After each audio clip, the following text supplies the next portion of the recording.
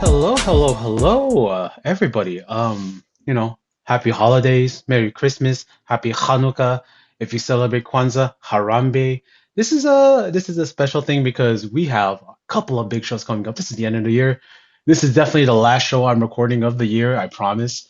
Um, I said it in the last couple shows I've done, but joining me, I'm gonna give you a little bit of AKAs, and since it's the winter season, I have a little bit of this. This is Dr. Lariat, aka Larry Christmas, aka oh man, the unk that doesn't fake the funk, aka uh, Chris Moose, and we are here to celebrate, of course, the end of the year in Puroresu. A year. This is gonna be a sort of a year in review and a sort of appreciation and a sort of preview for the end of year shows because Um, what's big in Japan is actually the New Year, and that's why a lot of these big shows are centered around this time of the year. Whether it be, of course, um, the one Noah show, which everybody loves that, or we're talking about the 1-3 All Japan show, or of course, Wrestle Kingdom, and of course, the big show, not Paul White. I don't believe he's ever worked the 1-4, but Wrestle Kingdom. But with me, I would be remiss because I have a couple guests here with me. Um, I have with me, of course, they are one half of the Power Bombshells. Find them on Fight Game Media. They are, of course, Sam Shipman, also of Wrestling Inc. Thank you for joining us. Thank you for having me. And, of course, I need somebody to sort of like tell me some things about whether it be the Ark, whether it be the Royal Road, whether it be, where the princesses wrestle. I have with me, of course, one half of Kickout 2.99. You could find their blog. You could find their podcast. I love all the things they do. We got award-winning cosplayer Rachel. Hi, nice to be back.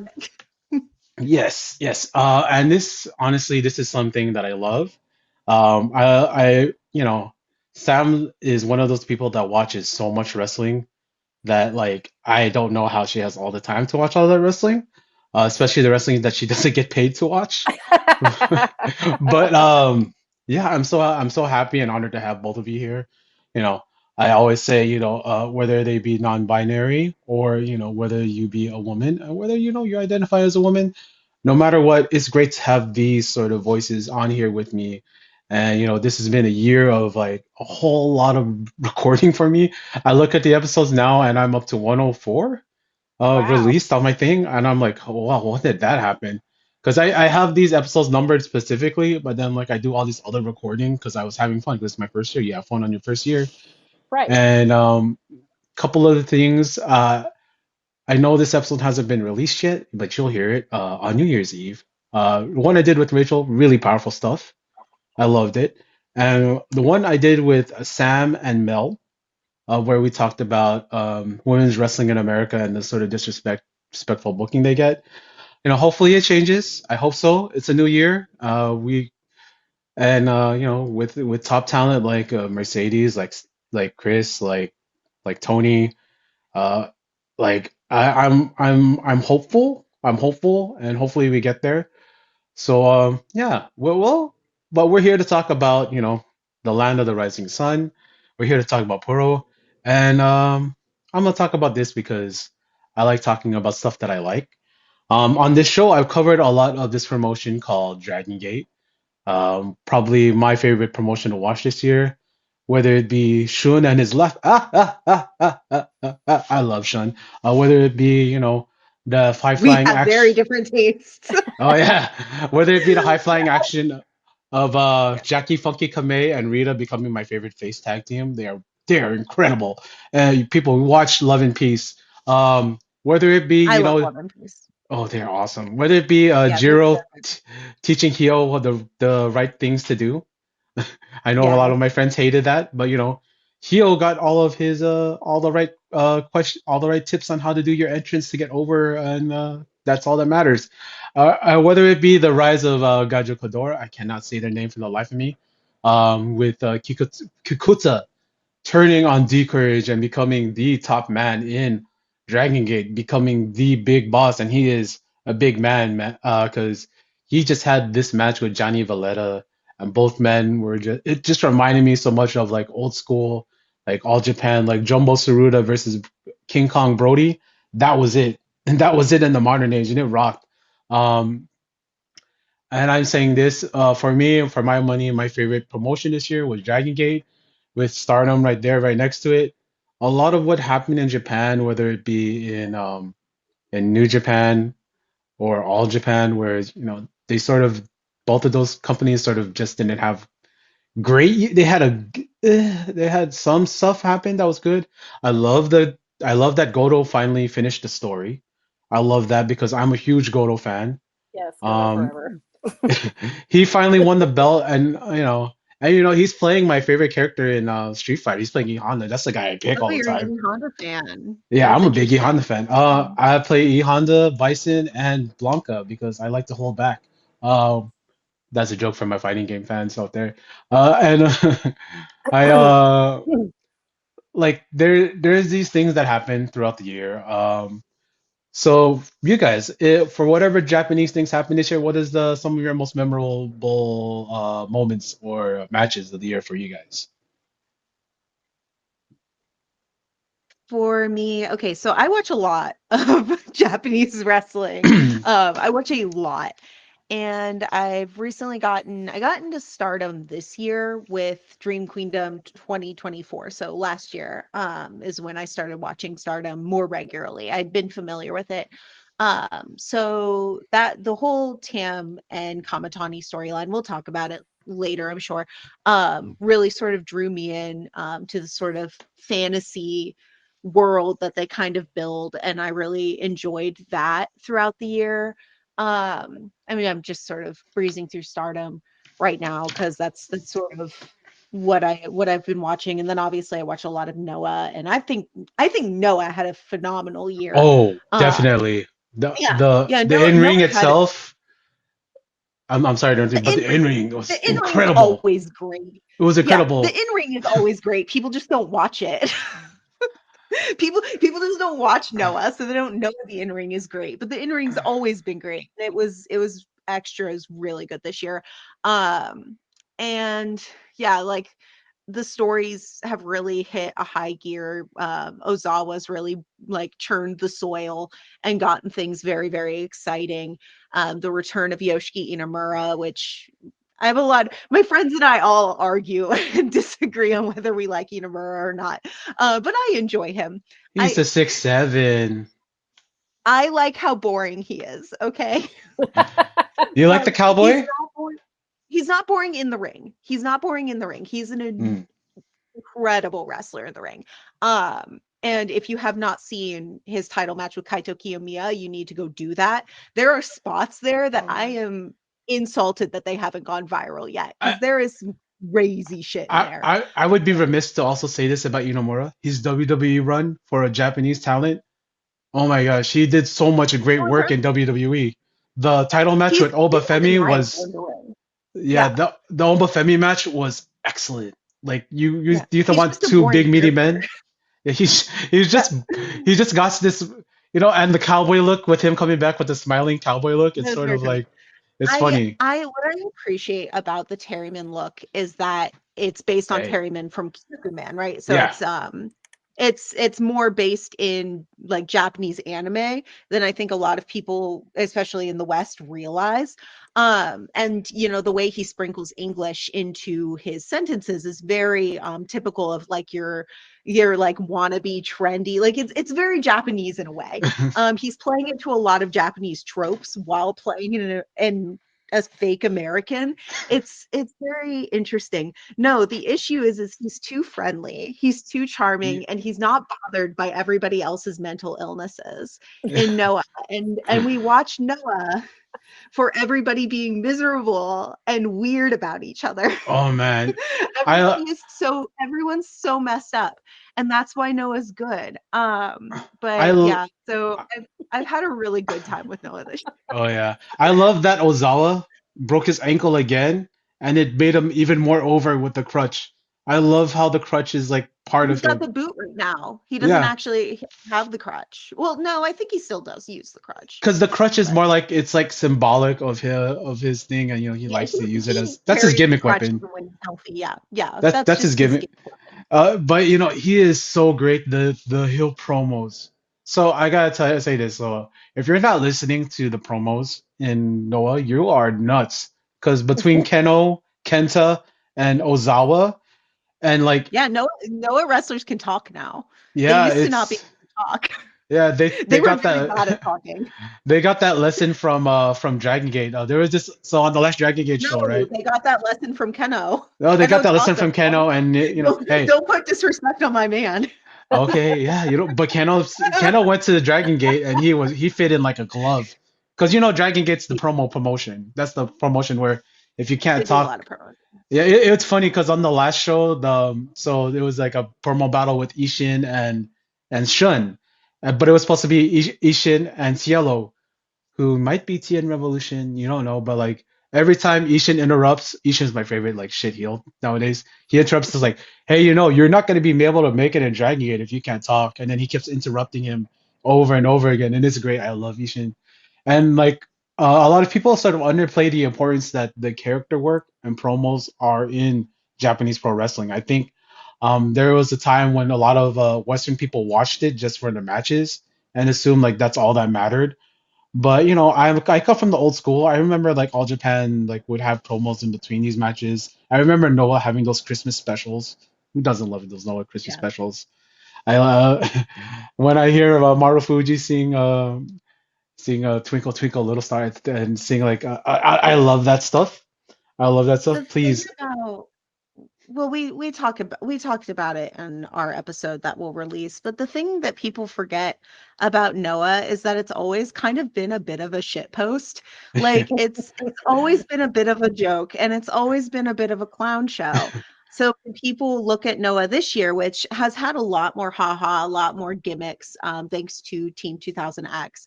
And among other things, like they brought in Black Mensaray, who I don't know if he's signed yet, but he's like our comedy jobber who is at the bottom of every card.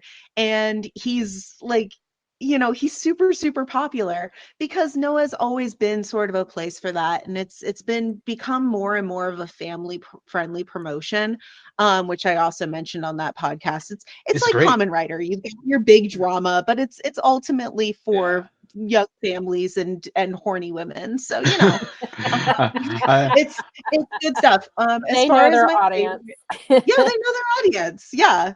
It's for the Fujoshis and it's for the kids, and they hey, manage to like balance that really well. But as far as my favorite matches from Noah, um, I know it's a big ask, but definitely if you haven't, please check out the Keno versus Kaito Kiyomiya match. It just happened on December 7th. It is a 60-minute Iron Man match.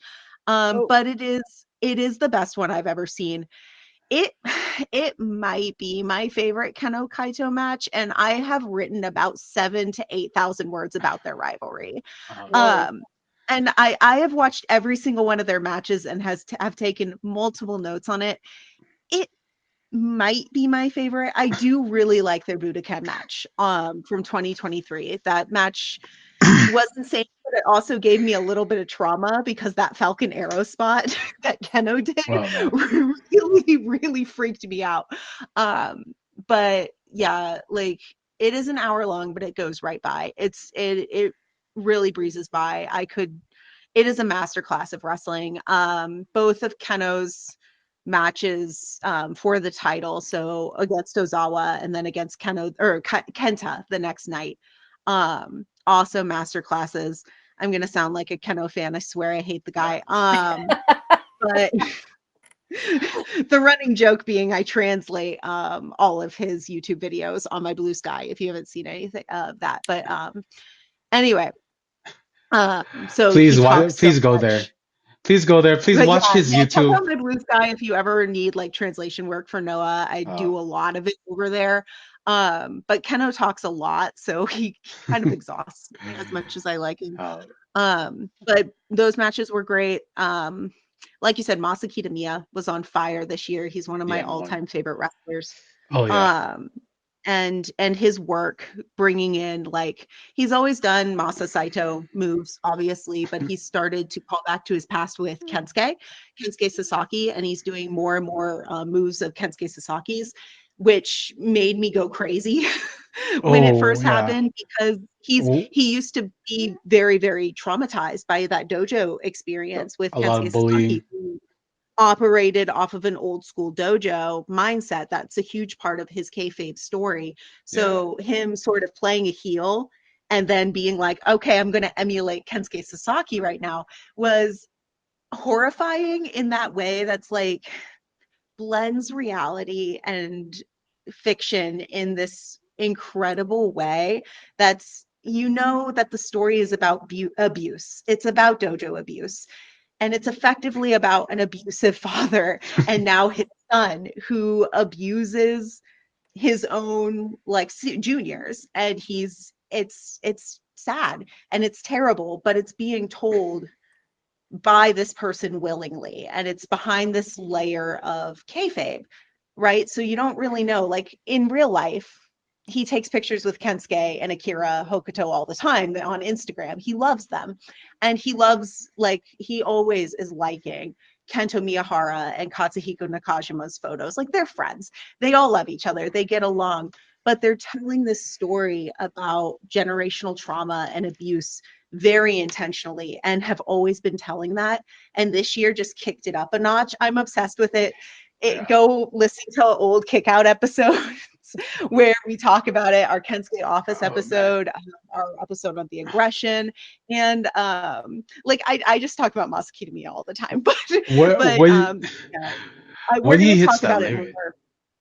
when he hits the His lariat, lariat, oh the man, stranglehold gamma, when his he version busted of that the out, I was like crazy. I was like going crazy. I was like, nobody does this. Why does nobody do Kensuke moves? I mean, well, I know Shooter does it. He does the well. That's more of a No, he Akira does. move.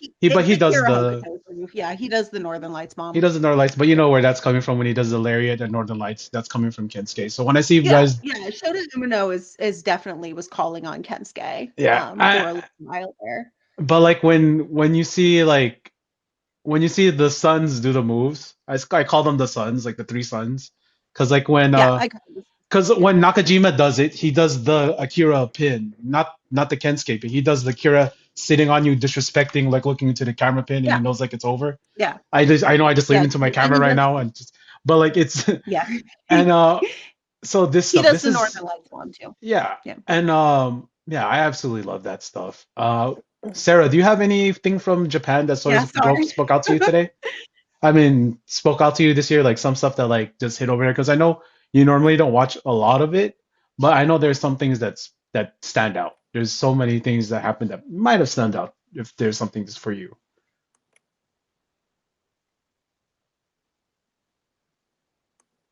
Oh, sorry.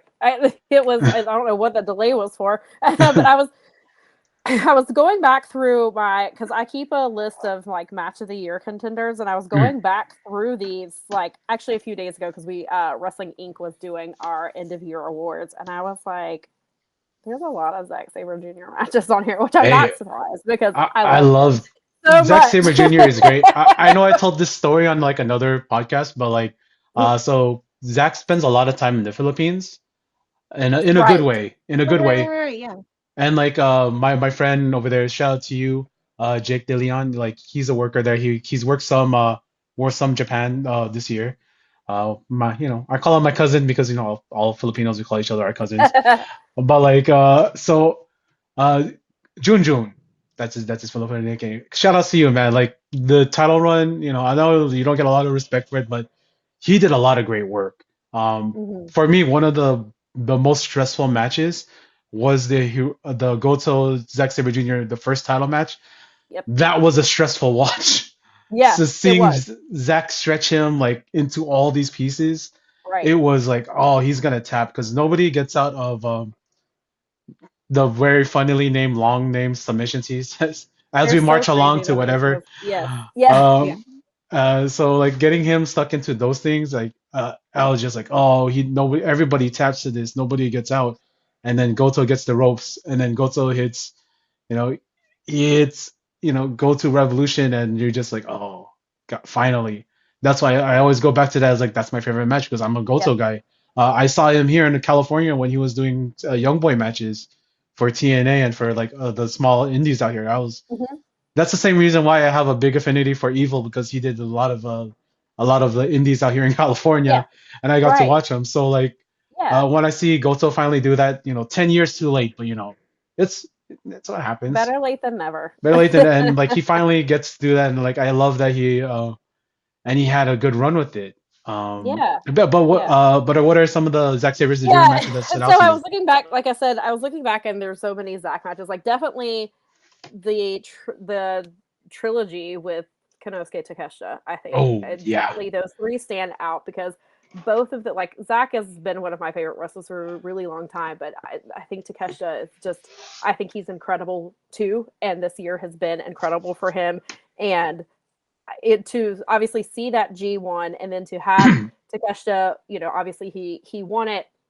Yeah, and then later obviously became the IWGP champion on top of that. And obviously I know that there were some New Japan fans who were not happy about that, which I can understand. And then but then there's also the AEW fans and DDT Pro fans who were really excited about it for him, and that he's doing I think something that not a lot of people do in this day and age, where I mean being contracted by three huge companies, I think that says a lot about Takeshita as a wrestler and how people feel about him as a person, that they want him representing their brand, which I think is huge. But then like just even going back with other matches, of course, like you know Wrestle Dynasty ended up being kind of they're not doing it again this year, which is probably for the best. I hope that maybe it's something they can revisit in the future. But I looked back at my list, and some of my matches were from that show. Like I thought Mercedes Moné and Mina Shirakawa had a really great match at Yeah. Wrestle Dynasty. Takeshita versus Ishii, who I love. I'm so happy.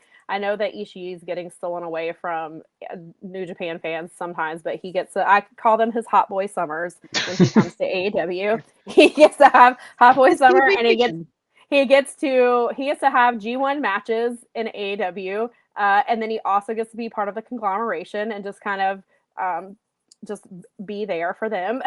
And so I appreciate Ishii all the time. I love him. And then of course, obviously one of the best matches of the year, at least for me, was Kenny Omega versus Gabe Kidd. To see Kenny Omega come back and wrestle at that level, considering everything his body has been through with surgeries and things like that, and to see him be able to still compete at the level that we come to expect from Kenny Omega is really incredible. And I know I try not to think about it, but I know that we're on the back end of Kenny's career, and these matches like this are really special because I don't know how much longer he's going to keep doing Yeah. it. I don't know how much longer I know his brain and mind probably and his heart probably would like to go longer, but I don't know that his body will cooperate with that. So I try to enjoy his matches. I mean, not that of course I enjoy them. I'm a huge Kenny Omega fan, but knowing that these matches could be some of the last matches he's having, I try not to like. On the one hand, I try not to think of it that way, but on the other hand, I try to make sure that like, hey, make sure you're really paying attention to this because this could be it. We don't know how much longer we're going to have him. But I think there were some other really good matches. Oh, one of my favorite matches from BOS, because my favorite, like I was talking about it yesterday. I try to watch as much New Japan as possible, and I'd love to watch it. I used to watch regularly all the time, but then other things got in the way. But I definitely make sure that I watch BOSJ, G1, usually the New Japan Cup, and then I try to watch those. I need to watch. I would like to have more time to watch like the World Tag League because I love tag team wrestling. It was One of great my this I was year. gonna ask if you watched the final with no, but I've heard it was so good. And or that's not one the of the final, things the semi with Bishamon versus I am Zach and trying to. That's like on my list. Like I'm gonna try to It's a now good that I'm match. off work for the next couple of weeks. That's my goal is to like go back and thank you for reminding me because I needed to put that Yeah. on my list. And Bishamon. I love him love too. giving people homework, but No, I definitely appreciate it because I was thinking of that. watch from, was it January or February? It was in February. The Oiwa Yoshihashi match. Yes. Watch that Oh one yeah. first Mhm. because that's a really good prelude. and then you've already seen the Zach Goto match. Yeah, Right. it's a good match. Everyone should No, watch and that I'm match. glad that you reminded me because I was actually thinking that today. I was like, I've got to make a list. Like in my head, I have a list, but I'm like, I need to like type out in my Uh, notes like what I need to watch so I don't yeah. forget. So I'm so glad that you reminded me because that is definitely one. But yeah, from BOSJ, like one of my favorite matches was Despay versus Nick Wayne. That Oh, match was yeah. so That's good. good. And because I think Nick Wayne, he hasn't really got a show a lot in AEW, but and obviously he's been injured for a while. Yeah. But prior to that, like I watched him on the indies, like I watched him in GCW and things like that. So like I knew what he was capable of. And I think going to New Japan really showed like why AEW signed him at such a young age. And so I'm hoping like I'd like to see more of that version of Nick Wayne in AEW when he is healed, like once Ooh, they get him out of this yeah. Christian Cage storyline Uh, and get him I into think something else. I think we're 2 years in already. Yeah, I was You gonna know, say, is he still in that? to I speak mean, on that's kind of where he was injured. That's where his injury came from. It was an Oh, in-ring okay, okay, segment I with see. Christian, and he broke injured his his foot. foot. And like, Yeah. and it was funny because I asked Tony Khan about that on the previous on the world the Ring of Honor media call. I was like, is there like an update on him? Because he's been gone. Like his last match was I think was like July 31st. It was right before All In, and because he was supposed to wrestle it All In, and I was like, and if he's going to be out even longer, like, are you going to make him like vacate that TV title that nobody Fair. remembers that he has? And he was like, yeah, we did not think he was going to be out this long. He was like, obviously foot injuries, you never know how they're gonna turn out. And he was like, he's like, if you had, he's like, I would have never bet that he would have been out this long. Like I thought he was gonna be back Hey, well before now. And he was like, so not yeah. So not I every. don't know when he comes back. I don't Uh, know if they just hopefully. hey, I was like, just pretend that the Christian story ended when he injured his foot, and that's it. And let him go do uh, something else. not everyone is like Big Boom AJ ever able to come back after a month after breaking his foot. Right, You know, right, because right. he brings the boom. That's what he do. He brings the Of boom. course. He brings the boom to you.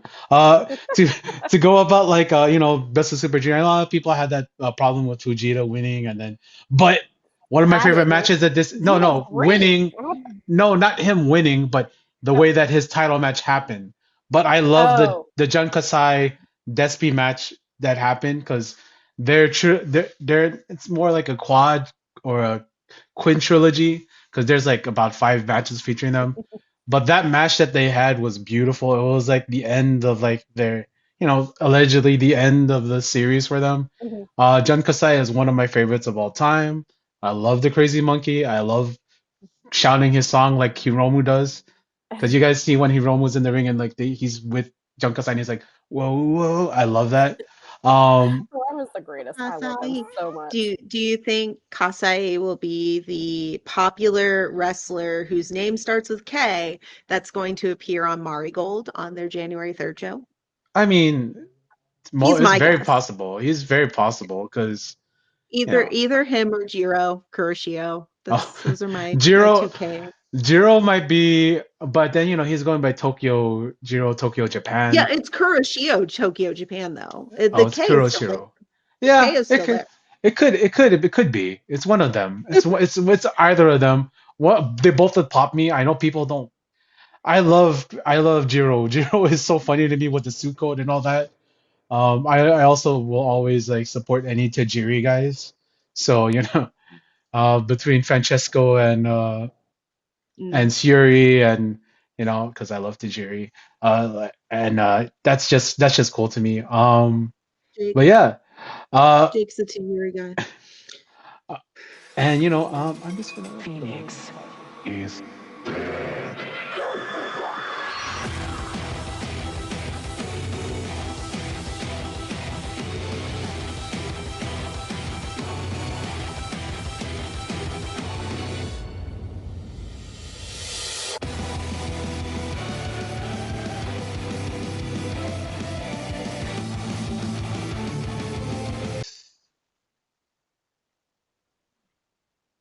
okay.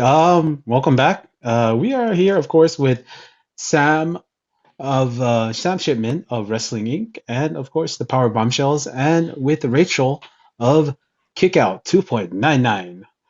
We are going to go over the Tokyo Sports 2025 awards, And I'm going to start off here with newcomer. A newcomer of Tokyo's ToSpo 2025. Tokyo Sports does these awards yearly for I don't know how many years for wrestling. And so the newcomer award goes to Kaisei Takechi. Um, Mm, I see the face that Rachel's mm. making, but you would know him as the pretty boy actor guy, one of many. He's Um, an idol.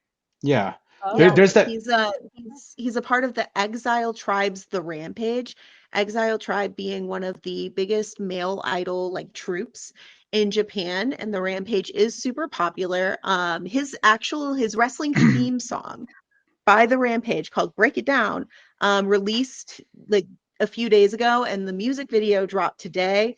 A few wrestlers that you guys might recognize are in the video. So they do like a cool walk and then they pose and that's really it. But they're in it. I watched it because Kaito Kiyomiya and Ken are in it. But Shun Skywalker, your guy, Larry, he's in there. Despe's in there. Yeah. Shota Umino. Yeah. So Very cool. yeah, check that out. But did he deserve Rookie of the Year? Did he deserve the Newcomer Award? And that's like a really hot topic, right? And we'll probably talk about this again with Kamatani. Is a lot of the awards this year have come down to who promotes wrestling the best, who brings in, who is the draws, who brings in people. And of course, Kaisei has a really, really huge dedicated fan base of people who would not normally watch wrestling. They would bring that in. He would bring this in and he would sell a lot of tickets to DDT. He is signed now to DDT. And he's been appearing in other promotions. He actually has a spot in the Dome this year for Wrestle Kingdom. He's in like the 6-man battle Royal Rambo thing because he's very popular. However, he has also had 5 matches this year, and they have all been tag matches. And he's very talented. He is very talented. He is very like dedicated to wrestling. He's a big fan. He trains very well. He's very athletic. Yes, I am salty that Daiki Odashima did not win. And I also like Victoria Yuzuki, who they were Yeah. both tied for runner-up. So it really comes down to, and I again, we're probably going to talk about this again with Kamatani.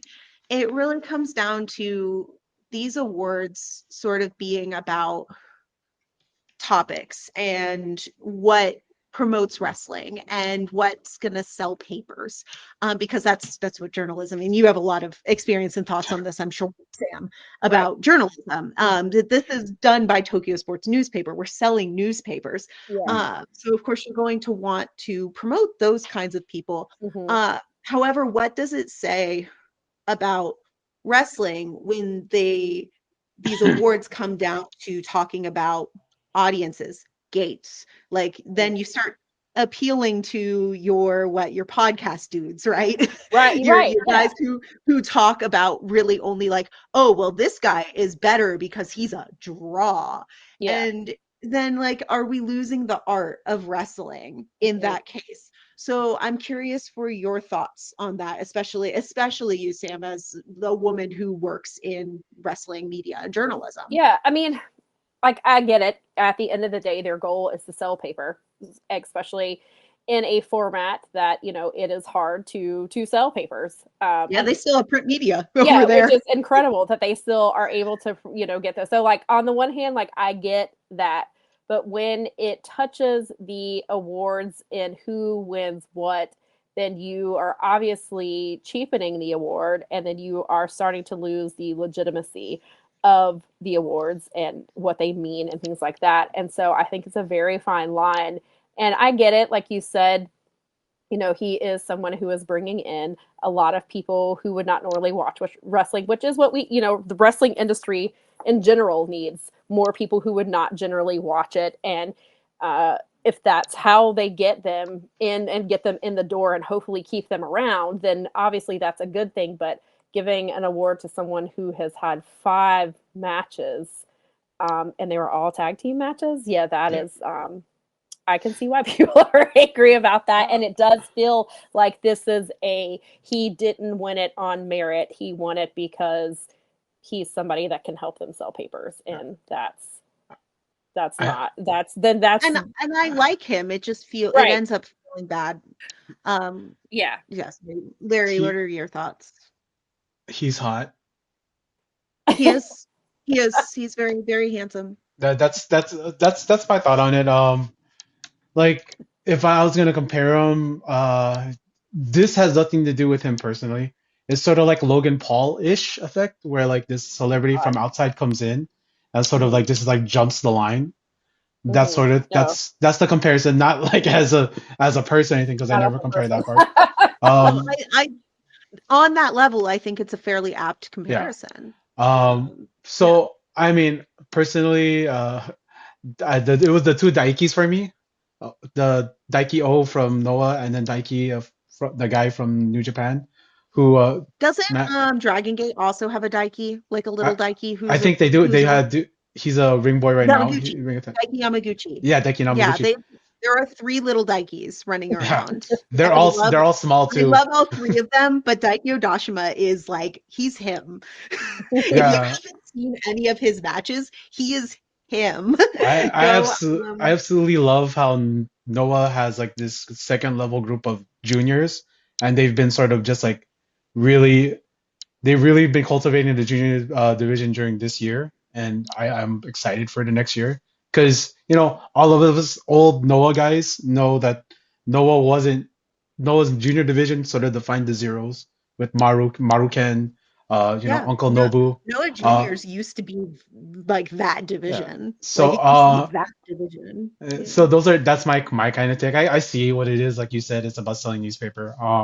The second And one, I like Isaiah. I think he's yeah. very talented, but it ends up like Sam said so perfectly. It ends up Y- optics feel weird. Optics get weird. y- And then you get people talking and like, do Yeah. you really want people talking that way? Like it's And then, you want to talk controversy. So in this second one, Technique Award, Ozawa actually won the thing, but they had a runoff vote.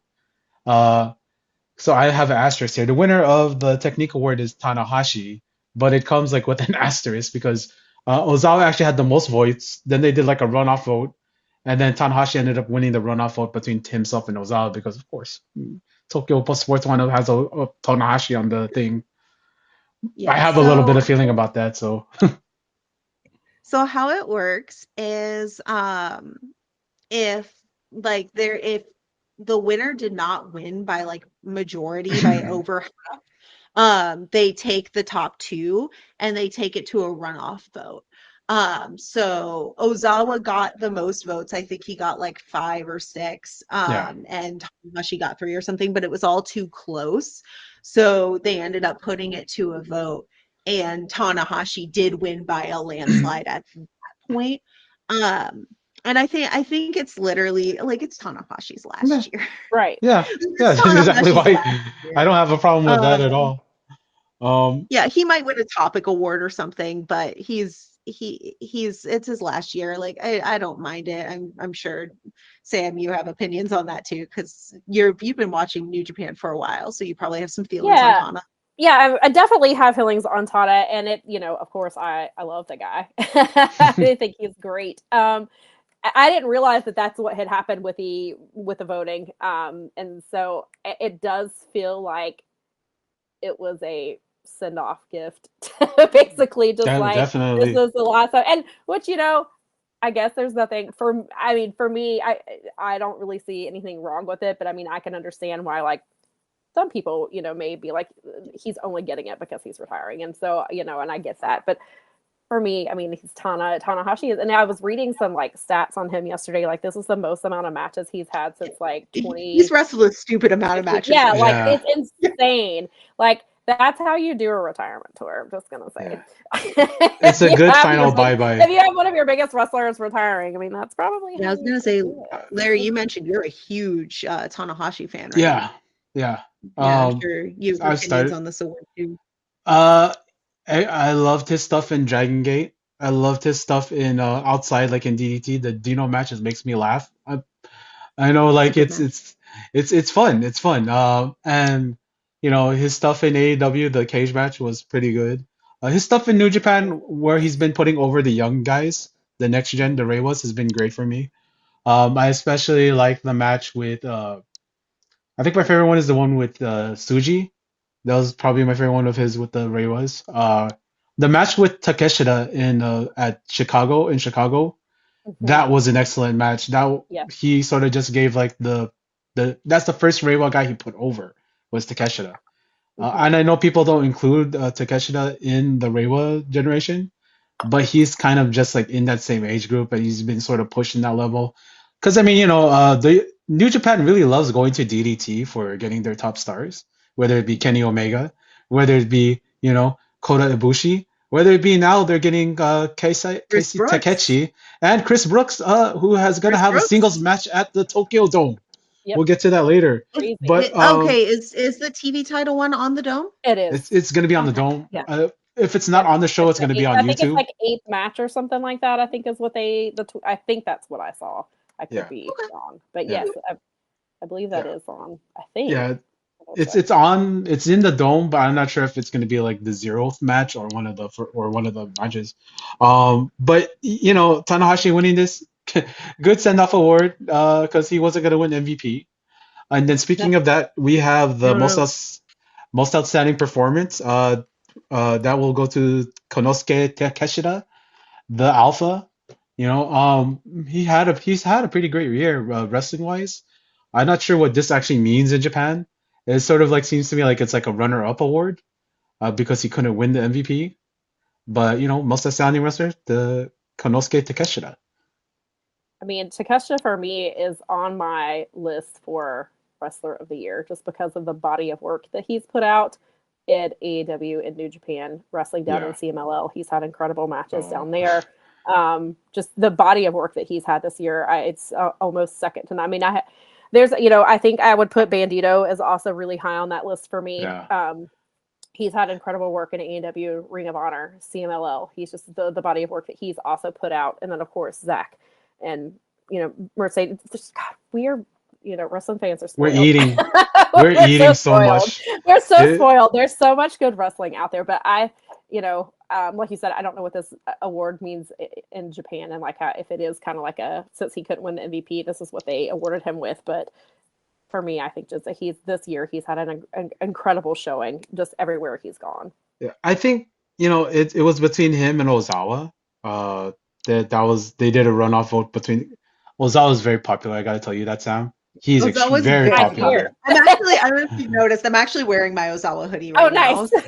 Yeah, yeah. Yeah. I do quite like Ozawa. We'll talk. Okay, so no, I actually have to just say the joke now. Um, Ozawa already got an award. We'll talk about it later, but he won Best Bout. They only let Noah win one each year because otherwise it would make New Japan look bad. So it was like when it came to runoffs, they were like, no, no, no, no. We gave Ozawa an award already. Yeah. Stop. Okay. And The, that's like sort of the in joke, but it's the it's oh pretty man, true. that match was so good though. Ozawa Well, versus yeah, that was a good match. It was a good yeah, match. because like I so enjoyed their Hurricane better, but we'll talk in a minute yeah, about so Best. match of the year was won by Kaito Kiyomiya versus Ozawa Oh, hold on. for Actually, two things. Two things. One, the Fighting Spirit Award. fighting Don't spirit. forget that one. Okay. Oh, I did see. Yeah. Oh Uh, yeah. I'm gonna go back to that, Okay, but since we're covering, cool. yeah. My So second thing. Hold on. My second thing. You mentioned the Outstanding Performance Award.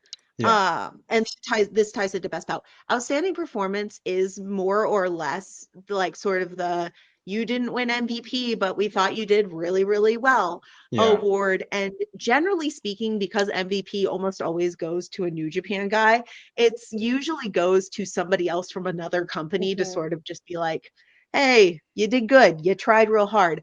And that sort of is split between that and Fighting Spirit.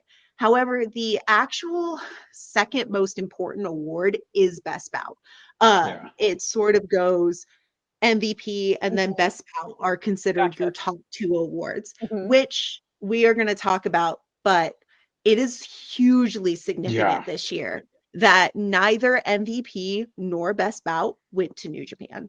Right. And that is really, really big. Yeah. That's yeah. bigger than who won MVP and who won Uh, Best Bout separately. It, Right. Yeah, so it's that is a big deal. I forgot to Do mention you this as see one of that my as sorry, I didn't mean to cut you off oh yeah, go because ahead. I'm not super familiar. I mean, I know that Tokyo Sports, I know what they are, and I know that they're like I know obviously Zach winning last year was a huge deal and things like that, Hmm. but I'm not obviously super familiar with how they're how they are seen. But do you think that having non New Japan winners in these two huge awards is that like a sign of things to come? Like, do you think this is a Hope continued so. trend, or is this like an outlier? Or is it too soon to tell?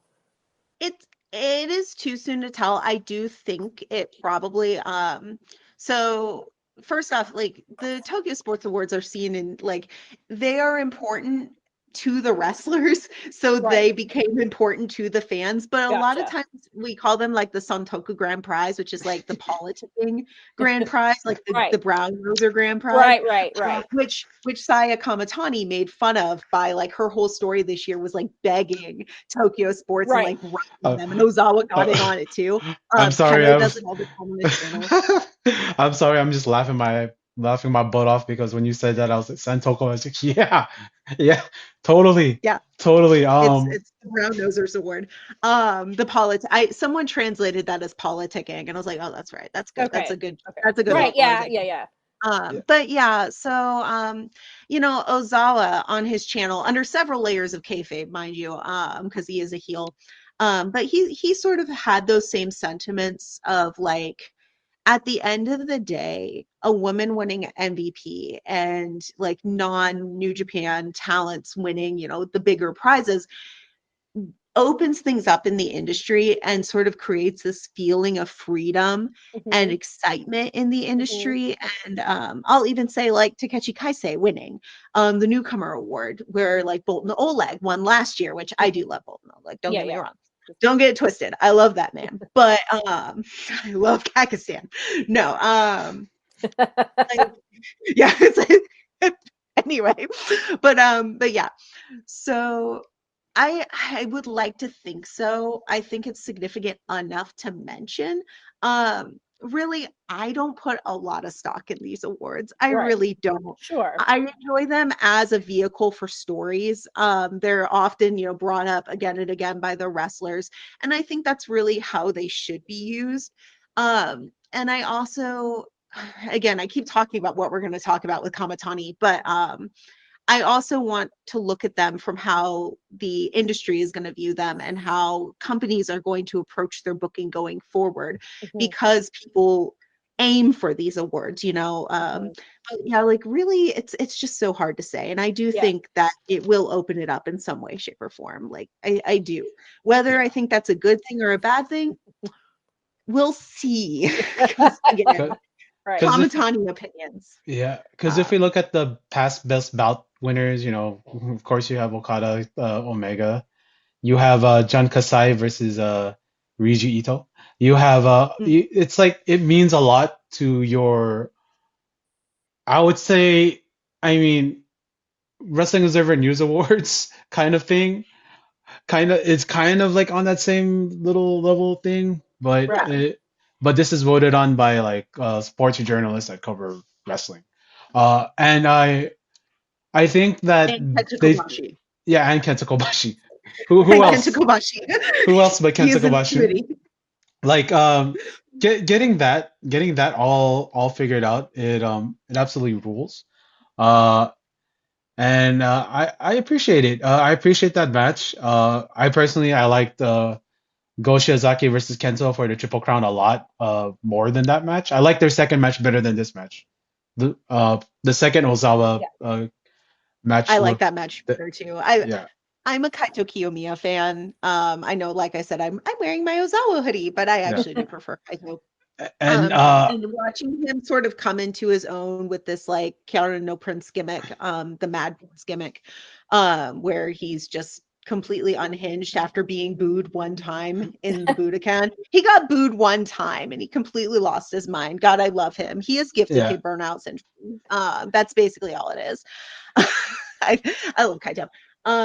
But yeah, it like the act of it, the Ozawa shock of it all. I remember watching that match live, January 1st, Ozawa versus Kaito. And like I said, I'm a Kaito fan. I enjoyed what Ozawa was doing. I thought he was a fresh face to it, but I'm rooting for Kaito because I love Kaito.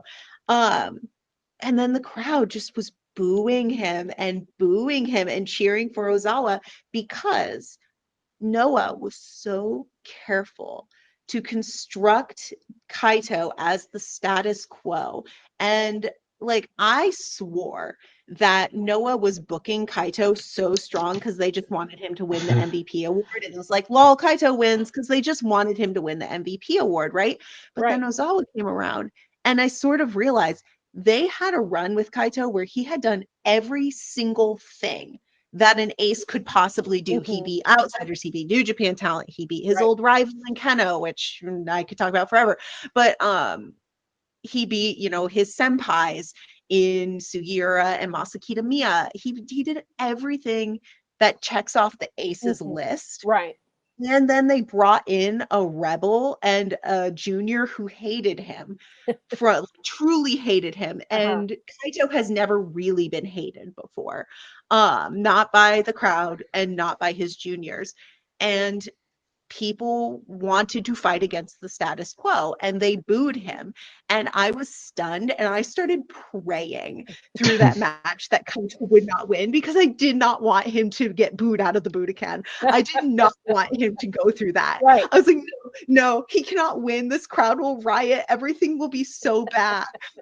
Like Keno was getting booed, who is like one of the most popular wrestlers in Yeah. Japan.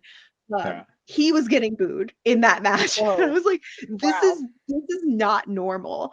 Yeah. So yeah, I'd say that match had huge shockwaves across the industry, which again is what's getting awarded Yeah. from Tokyo Sports. And I'm not making exceptions for Noah because I love Noah and I love that match.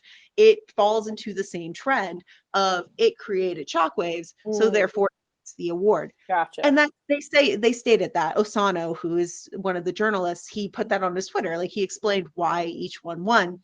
And that's what they're awarding. And that's the trend that they're going with now. And I think in some ways that is a good thing, that you want to award things that create stir and get fans Right. interested. I mean, Right.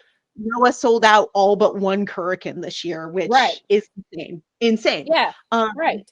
I remember last year in May, Keno had this whole speech where he sold out Budokan, or he sold out Kurikan because he was facing Minoru Suzuki.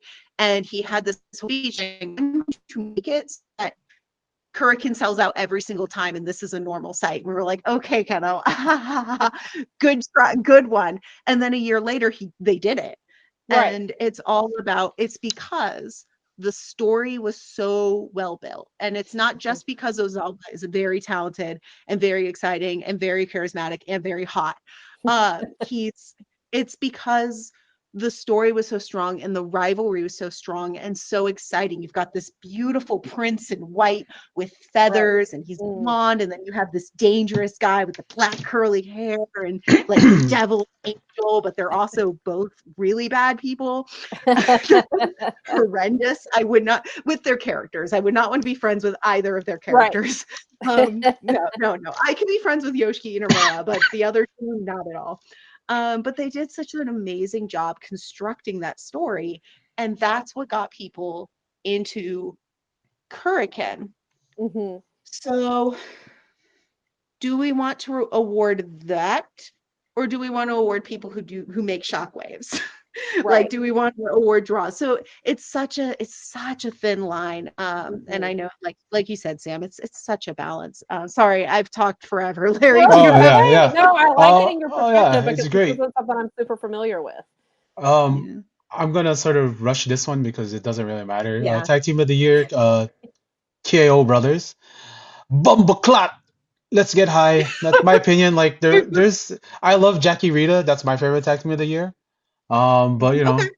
know, they won. KO brothers won. It's whatever. Sam, what was your favorite tag team of the year? Favorite tag team of the year. Ugh. I wanted it to. I can tell you, I wanted it to be.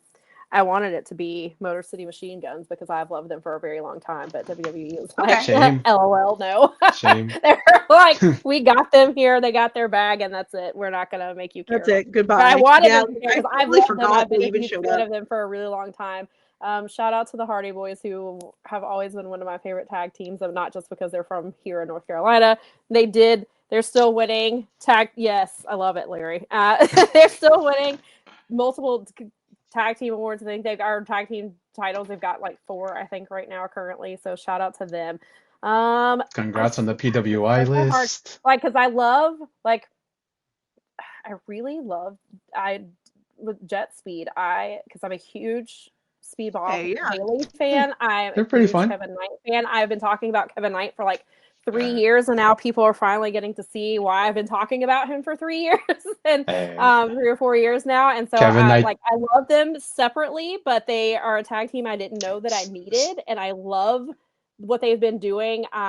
They've been great. I really enjoyed Brodito. I thought that I'm not always a fan of the let's throw 2 people together and make them a tag team and let's put titles on them. I really don't like that. And so I was annoyed. Like, I like Brody King separately. I love Bandito separately. And then I was like, sure, they're fun. And then I was like, okay, I will take it. They grew on me as a tag team. I really loved Yeah. them. And of course, then we got women's tag team wrestling. Since I do have to watch WWE, I will say AEW starting their tournament made WWE be like, hey, we have women too that are tag teams, and they actually like have been the last few months. I will give them whatever gets them on TV and gets them more time on TV and more matches and more character work and storylines. I'm all for. So if it took AEW being like, hey, we're gonna finally do a tag tournament to get WWE to do it, it was, so I'm glad. I'm glad about that, and I do really wish that I had time to have watched the World Tag League because I heard it was really, really great this year, and like I saw that Monster Sauce was going to be in it, and Lance Archer, New Japan Lance Archer is like a completely different Lance Archer than anyone else. Like when I first started watching New Everyone Japan, has to. I saw Lance Archer and he was wrestling with Davey, and I was like, that's Lance Archer, like that's the same guy, and then he's doing single stuff, and I was like, wait a minute. I was like, this Lance Archer, where has he been this whole time? Like, I never would have expected. So like, I know that, like, and I really like him teaming with Alex Zane is great. I really Yeah. enjoy his work too. I saw him in GCW and stuff like that, and so I know the question probably is more for Japanese tag team wrestling, but That's it was cool. not something, and I went the other way with it. That's cool. I wish and I heard that Zach and Oiwa. Oiwa were really great this year. And I mean, of course, I was like, of course, Zach is a great tag team wrestler. Why wouldn't he be? He's great at everything else. So of Yeah. course he is. Yeah. And and so I really wish I had gotten more into the World Tag League this year because there are a ton of really good teams, and I've heard really great things about it. Yeah. I like Oiwa a lot, so. I do too. I really like him. I do want to say this because of these two are listed as nominees. So if you are ever on YouTube, look up Uber Eats with Yuki Kamafuku and Wakana Uehara. 2 beautiful women who eat a lot of food. Like Larry, have you heard their theme song? Like um their entrance theme? no, I've always watched it where like it Okay. doesn't play. You Okay. Listen I to probably it love it. sometime and tell me if you think it's AI generated, because I can't tell. But it Oh sounds insane. yeah, It might be, it might not be, and but it sounds crazy. yeah, I mean we Yeah. talk about retirement years and then also Team 200 But kilograms, I which do like is it. yeah, I love Wakana and Yeah, I Yuki. like Uber Eats. They're fun. Don't get me wrong. I like them a lot, but They're I fun I tandem. just needed to Uh, ask. and then Team 200 kilograms with Chihiro Hashimoto and Yu. Yeah. It's Yu's retirement year also. I think that's what she said. It So is. Yeah, she's retiring in a few days. I absolutely love this tag team. And I want to say this, okay, as far as presenting other bodies in pro wrestling, because far too often we sort of just like have this one view of what women wrestlers are supposed to look like. Mhm. And Chi-Tan, that's what I call it. And they represent like, bigger girls. Yeah. Um and I love it. And they revel in the team 200 kilograms because That's their combined weight, and it's like it rules. They rule as a tag team for me. I know you didn't do like business in Stardom, but I don't give a crap about that. I just love them as performers, and shout out to her. Pretty good career. I like her in ring, and when I saw her in person at Sukeban, she is so pretty. You have no idea how pretty they She's are. really pretty. So pretty. She's so pretty. Yeah, Yeah. she was Yeah. gorgeous. Hashimoto also very beautiful. Just quick shout out to Hashimoto is one of my wrestlers of this Oh year. yeah. Chiro Hashimoto has had matches like I think she's made me cry probably more than any other wrestler this year. Her match with Mika Iwata, her match with Meiko Satomura, and her match with Sari. Like I was bawling. Uh, I was crying yeah. so hard. Qu- So yeah. Okay. Real But quick yeah, on so that. So who is your favorite tag team? What do you think about this award for KO Brothers? I liked KOB. I thought Yeah. they were fun. I think that Yuto Ice, however the announcer always announced him. I think he's very So funny. charismatic. I'm not really into his Yankee gimmick, but Oh no. Yeah. it's not really for me. But It's I funny. like I like his storyline. I like how he struggled to get into the dojo. He basically had to go through community college first. Like he kept getting rejected from the dojo. He did underground fighting. Bad Luck Fale pulled him into the New Zealand dojo, and then he finally made it to the New Japan dojo. So That's he struggled a lot. yeah. Finally debuted, and then he broke his foot in 52 seconds, or his ankle, Yeah. or elbow. Yeah, it was the elbow. Yes, because the Yeah. Yuya Uemura Yeah, I think match. so. Yeah, because he was debuted against Uemura, who then targets his elbow. Very heel like, by the way. Like Yeah. I've Mhm. really enjoyed Uemura this year too. But yeah, like his story's really good. I like how well they tell the story of like we're only strong as a tag team, as singles wrestlers, we're still very green. Yeah. I think that's very rarely like New Japan's booking isn't often very careful, but Right. that's been very careful of them to sort of power scale Hmm. um, them as a tag team, but also them as singles wrestlers. So I thought Right. that was really well done. So yeah, they've made a big splash. I think they're fine to win it. They are not my favorite tag team this year, but I did enjoy them. My favorite tag team is not even. I mean, they are tag champions right now, but they're not a tag team. It's Marufuji and Keno, but Yeah. because of course it is. I call them Maru Fist. They are called Maru Ken Tag, but Because Ken is fist. Yeah, well, Maruken Tag refers to Marufuji and Kenta, right? So when you Yeah. say it out loud, it sounds the same, but they use instead of Kenta's Ken, they use Keno's Ken kanji, which means fist. So Right. instead of calling them Maruken, they call them Maru Fist. Uh, So yeah. that's It's fun. that's what I And refer to them out. People That's have started great. doing that. I'm like, that's my joke. that's so funny. And you brought her up earlier, but the winner of the Fighting Spirit Award was, of course, Sari, or it's Sariism.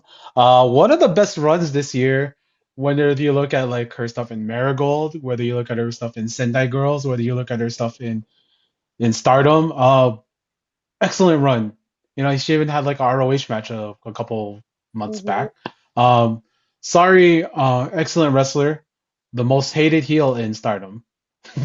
uh, if you ask the fans, but She's the like only heel in Stardom. the only heel in Stardom. But I thought it's pretty warranted, seeing as what she did in wrestling. She was able to draw on her own. She was able to work multiple promotions and win titles in them and be like a main eventer in all of where she worked. So pretty cool for me. Fighting Spirit Award, yeah, she fits that sort of thing where she went around everywhere and like worked everywhere and had good matches and was in prime positions. So makes sense to me. Yeah, I love Sorry. Like Yeah. her matches themselves aren't really for me because I'm not an Inokiism person.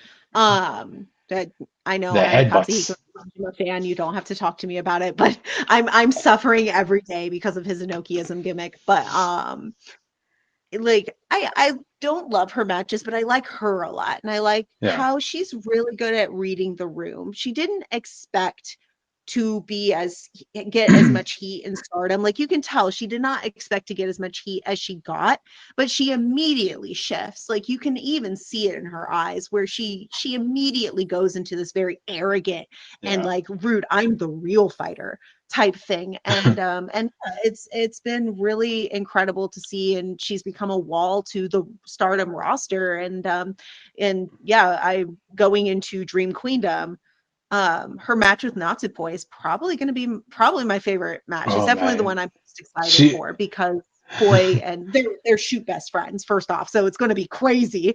they're Because you gonna know do how things to each other wrestlers, that is they because kill each other. Oh yeah, when best Yes. friends wrestle, they always go hard, like harder than Yes. they would because they trust each other. So Oh, I'm yeah, expecting that because Poi's been doing a lot of good work this year. I like Poi. she's great. Yeah, Yeah. yeah, Shout out to you, James Poi's Boyd. incredible. Her Um, her storyline right now is that she's depressed and has lost her love of wrestling, and Sari's gonna like beat it into her, and I'm thrilled. hey, It's gonna that be so worked. good. That worked with So Taichi and Zack Sabre Jr. and Taichi and Sonata. But so that brings us, of course, to the women's MVP of the year. That, of course, was won by Saya Kamatani. And that brings us to the main one, the MVP overall, Saya Kamatani. So we got double MVP of this year, Saya Kamatani. What are your guys' take on this? Saya, go I over. will just briefly talk, because Saya is someone I have not seen her work, just because I haven't been able to just to take the time to find her. But her name keeps coming up, and I think it's to, and so I'm really looking forward to her Wrestle Kingdom match, because I have heard so many incredible things about her, and to be able to be, obviously, women's wrestling in New Japan is still fairly new. And it's not something that they typically put a whole lot of emphasis on. And so I'm glad to see them on this card. But to win an award that has never been won by a woman before is huge, obviously. And especially if it's an award, if this is an award that wrestlers take seriously and it's something that they want to win, to be able to be the first woman to do that is incredible. And to be basically a double MVP from Tokyo Sports, that's huge. And so it makes me, of course, want to see her even more. So I'm really, really looking forward to her match and finally getting to see like what all the hype is about, because it sounds like she's going to live up to everything I've heard about her. If they let that match cook with Kamatani and Shuri, it'll be a barn burner, because Shuri is one of the best wrestlers in the world. Yes. Yeah. And Kamatani is incredible in many, many ways. She is so athletic. Like, her athleticism is a sight to behold, and she's just so good at selling. Like, she really has that zombie mode, that wrestlers get into when they've taken so much damage and they're just operating Right. off of pure. She is one of the best at doing that, like, bar none. Um, I agree that Kamatani should be MVP. Like, 100%, she should be MVP. Because she has been such a big draw. Yes. And she's also had incredible matches. And the first 4 months of Stardom revolved around her and her story with Tam, and she knocked it out of the park. Her storytelling was incredible. She really played off of Tam so well. And while the Tam Kamatani match at All Star Dream Queendom was not my favorite match in Stardom that year, it actually wasn't my favorite on that card. But that goes to my you and Shuri. Mhm. But yeah, talk about matches that made me cry. I can talk about that. Ooh. But yeah, that the moment afterwards, the drama of it all was so incredible, poignant. That, like, yes, I turned heel, but yes, I do love wrestling. Like, that emotion of it all, the crying, walking Tam to the back, the feathers falling, the fade to black, was one of the best moments of the year, and it made Saya into a star. And she deserves MVP on that alone. And then the match content for all the matches that came after was really incredible. Watch the Azumi match. It's free on YouTube. Do it right now. Pause the podcast, go do that. Absolutely. While it is still free on YouTube. It is so good. It's like their September Kirk and all match. But the booking behind Kamatani fell off after the April Tam retirement match because Stardom got very comfortable with Kamatani being a huge star, and Kamatani started getting all these variety shows and all this work, which is what sort of pushed her into being MVP because she promoted wrestling. She got wrestling on terrestrial TV for the first time in like decades. And that's a huge deal. That's a massive fucking deal. I don't want to downplay that at all. Like, full stop. I am not downplaying that at all when I talk about this. My concern going forward is what Stardom did with with Kamatani's booking after they made her into a star. Like, she became a star. She got there on her own merits. She, worked her character up to the point. She was busy all the time. That I do understand. So a lot of her matches were going to be mid-card matches or opening matches. She can run off and go somewhere else to do an interview. Right. However, there was almost no build to any of her title matches. Yikes. The Natsupoi match had some story. The Kurara match had story left over from the before times, before Tam retired. And I'm guessing probably didn't have a lot to do with the booking because Tam, I think Tam is quite a storyteller. Because I remember the 5-star Grand Prix, she did her match and then left to go to do a benefit concert or something after, right? Yep. And that happens a lot. She was the opening match of almost every like Grand Prix show she was on. Wow. And they were very short matches. And when the Grand Prix winner was Momo Watanabe, who's sort of become an like, she was a would-be ace, and then she sort of turned heel, downturned, and became sort of this underdog that we all love, and we like, she's a heel, but we want her to win. Right. And she, finally won the Grand Prix, and now she's facing off against another heel. Oh, what if there's drama? What if somebody turns face? Nothing happened. Nothing happened. She wore white. That's what she did. She wore white. She did wear white, and she fights with a black baseball bat. She brought out a white baseball bat. That was really funny. I remember almost nothing else about that match, not because it was a bad match. I'm sure it was a great match. Yeah. But there was no story, and it fell so flat. And that every match with Kamatani has pulled on her history in Queen's Quest because they really haven't bothered to build anything else. That's because really unfortunate. People are going to come to see Kamatani. She's a star. People are going to come to see Kamatani. We don't have to do anything because people are going to come to see Kamatani. Oh, we won the Tokyo Sports Award because people came to see Kamatani. Now, think about what All Japan did when Jun Saito and Rei Saito were so popular. They just booked them to win literally everything in hopes that they would win the Tokyo Sports MVP award. I talked about this with Noah, where I was convinced that's what they were doing with Kaito Kiyomiya, and I do think to an extent they probably were. I am worried about companies now being like, well, Stardom did it and it worked. So now they're just start throwing their wrestler, being like, okay, well, we're going to make Kikuto win everything, senseless of story. Story doesn't matter. We are going to put everything behind Yuki Yoshioka. We're going to put everything behind Yuki Ueno. We're going to put everything behind, I don't know, Yoshiki Inamura, Ozawa, whatever, in hopes of getting the Tokyo Sports Award, because they're going to want to copy Stardom's strategy, which was a boring freaking strategy. Right. There were all the wrestlers in Stardom are still telling their stories. I'm still compelled by Stardom, but do I think Stardom's booking has been compelling? No, I don't. I think the wrestlers themselves have managed to tell stories despite the booking being very hands-off. And I think the same about New Japan a lot of the times. Sometimes New Japan's booking is on, and you know that. Sometimes it's people backstage telling their stories and hoping somebody catches on. Right. And sometimes that works and sometimes it doesn't. Yeah. And I'm sure, like I said, I'm sure you have a lot of opinions on that. But that is my boiling hot take on Kamatani's MVP win. I think it's deserved, and I love her, and I'm very excited. I do want Shaori Ano to win, because Shaori's now repeating all of these Tam Nakano talking points. I think I don't know. I think Tam's gonna come out during the match. I don't know if she's gonna unretire.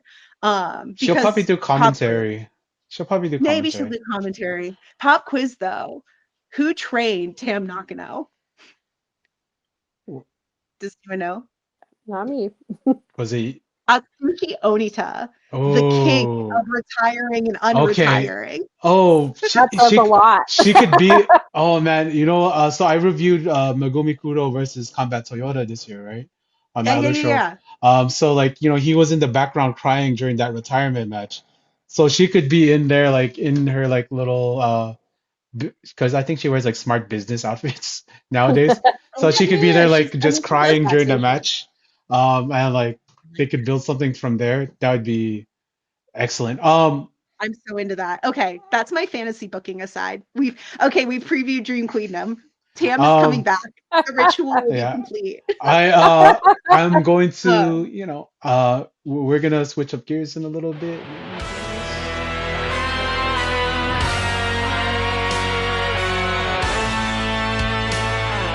just Global Arnold Claw.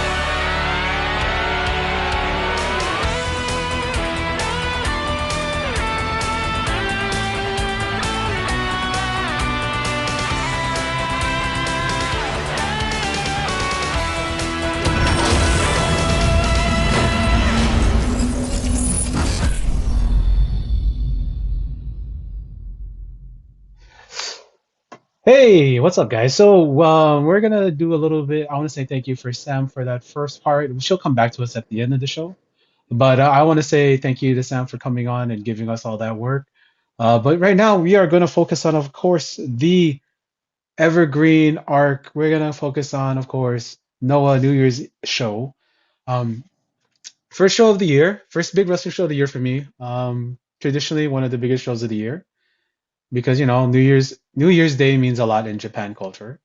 And I'll be eating mochi on that day too. So if you know what's up, we're gonna cover this card. It's pretty good. But we'll just do this as a little bit of prediction things. So first match of the card is going to be, of course, Los Intocables, Daga and Daiki Odashima, who's Rachel's choice for newcomer of the year, versus All Rebellion. That's I Fujimura the and people's Alejandro. choice. It's the correct choice. Yeah. Sorry.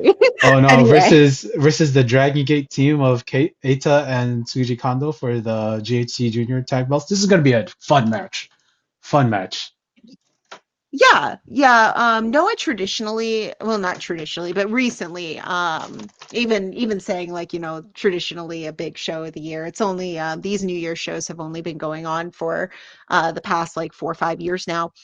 But it's become a tradition at this point. But Noah's big show formula recently has sort of been putting these like really high speed, high stakes junior matches as the opener, sort of in this very like lucha kind of way, where lucha libre will often have like a title match to excite the crowd and warm up the crowd, and so your openers do often end up being important on these Noah big shows, which I've come to really enjoy. Mostly because Junta Miyawaki, who I'm a big fan of, has been in these openers a lot, and I've sort of started to realize I'm like, oh no, it's not an insult. Like it's actually an honor to be the opener of these big Noah shows. Um, and yeah, I'm very excited. It's a very fun match. There's a lot going on in this match as far as like the stories between them. Um, I really like that they're focusing on the rivalry from 8 months ago with Kai Fujimura and Eita. Kai challenged Eita for the title, and it was really Kai's big moment. He's a very mild person, so that was like a very big moment for him to sort of find heat, and Eita really brought that out of him. He really bullied him. He bullied his shoot brother Alejandro. Actually, I think they're kayfabe brothers now too. For a while they were just kind of guys who had the same scent and were kind of, they were similar in some mysterious way. But Eita, the storyline with Eita, he was bullying Alejandro, and Kai stepped in and he was like, don't bully my brother, don't talk to my brother that way. So now they are like kayfabe brothers. So yeah, we have, and I do hope Kai and Alejandro win. Kai has really been breaking out this year, little by little. He's so popular. He's very popular with kids too. His storyline, his rivalry with Junta has really been taking off. And he did amazing in the Junior Grand Prix that was just past these past couple months. Him and Hayata had a banger. I know that the Western side of like IWC, whatever. I know that they all hate Hayata. I promise he's gotten a lot more personality. He's gotten a lot better. Just give him a chance. The Hayata Eita match from that Grand Prix was also incredible. But yeah, Kai and Eita, um, and then Daiki and Eita have, oh, and Kai and Kondo also Mm, have like a little bit of a relationship through their time at Wrestle One. So there's a lot going on there. Kai beat him in the Grand Prix, so Kondo is looking for some revenge. Um, and then you have Daiki Odashima, and Daga. And Daga, of course, has history with Eita from Mexico. So there's a lot of, and Daiki teamed with Eita for the Junior Tag Grand Prix. So there's a lot going on in that yeah. match, a lot of relationships that make the three-way very compelling. I wasn't thrilled when I found out it was a three-way. I really thought it was going to be what is it? The Untouchables. Is that it? I don't know how to pronounce it. Yeah, Los uh, Intocables. Intocables. Thank you. Yeah. So they recently came across that tag name. Daga gave it to Daiki, who's very excited. Uh, Daga also gave him that cool new red leather jacket and red ring shoes. So he's been spoiling that boy. Hey. That, like I said earlier, Daiki is him. So Yeah, that's his it's dress up gonna be, darling. yeah, yeah. He gives him gifts all the time. It's very sweet. They have a very Yeah, good master disciple relationship. yeah, And the whole story of how their tag team came together was very fun as well. It was it was a really really funny little moment where like Daga called Yoshitatsu an idiot and was like, "No, I love Daiki. He's my boy, and I'm gonna protect him." It was just a very funny little face turn, and the crowd was eating it up. I had a great time. Um, but yeah, so that match is going to be really super fun. Might be somebody's match of the night. Probably won't be mine, but I'm hoping Kai Fujimura and Alejandro walk out with the title. Been a long time. They're an established tag team. They really haven't gotten a lot in Noah. Kai is he's taken a long time. He's had a lot of bad luck with injury, and he's taken a long time to get going. He was a dojo boy in Wrestle One, and he Wrestle One like closed while he was still in the dojo, and so he effectively lost his place to live in Tokyo. Moved back home and decided he was just going to retire. He wasn't going to try wrestling again, despite being a big fan of wrestling since he was a kid. And a senpai who was working in Noah at the time. It could have been Shuji Kondo. I think it was probably Manabu Soya, but a senpai from Wrestle One encouraged him to try out in Noah, and that's sort of where he is. He's now 30, and he's a little insecure about his age, and I just want to see him succeed. I want to see him win something, and I want him to sort of continue this story with Junta. And yeah, so I'm really rooting for him. I do love Daga and Daiki, but I think Daiki can move on to bigger things, and I don't know how much longer Daga wants to be in Noah. I imagine I would love for him to stay forever. I love Daga. yeah, But if he wants to move on, if he wants to try to get in WWE, if he wants to live closer to his family in Mexico, I wouldn't begrudge him for that either. So yeah, we'll see what happens. But yeah, I'm yeah, I'm happy with the outcome. yeah. We'll see. I like all the guys in this match. I know a lot of people are don't. The thing about people who talk about Noah is they don't watch Noah. And that's what I found out Yeah, none online. of them. nobody like Oh really yeah, no, no. like pays attention to the show. They'll just try to like use Noah to dunk on it, and that Oh yeah, really yeah, yeah, makes me yeah, mad as a for sure. fan. So We'll talk about that when we get to Kaito Kiyomiya's match. So we'll oh we'll yeah, talk about that. yeah. So but I like this match. It's going to be very full of energy, very full of high speed wrestling. Yeah. It's going to Yeah. be going to be great stuff. I'm just really looking forward to it. Yeah, you'll understand hopefully why I'm so mad about Deki Udashima not winning that newcomer award because he really is something special. His story is also really Yeah. incredible as well. But yeah. So the second match. Team 2000X, Masa Kitamiya, Takashi Segura, Tadasuke, and Masaoka versus Big Kaz, Kazuyuki Fujita, Shuhei Maybach Taniguchi, Junta Miyawaki, and of course the returning Minoru Suzuki. Uh, it's an eight-man tag team match. It's a Noah, It's it's a such Noah a weird throwback.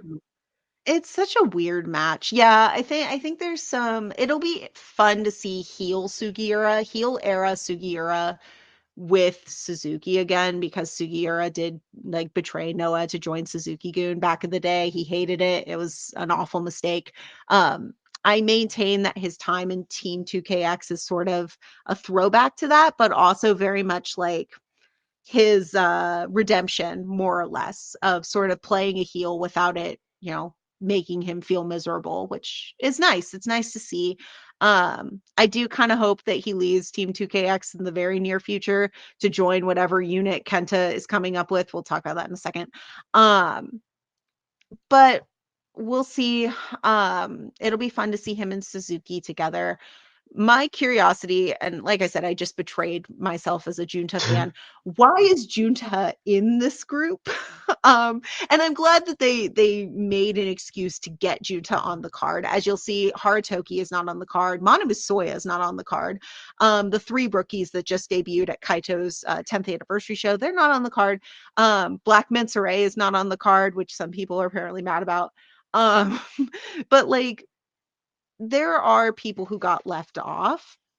I think they'll find a way to work them in, but I could talk at length about what they're doing with Harutoki right now because I think it's incredible. I'm really into the Harutoki storyline.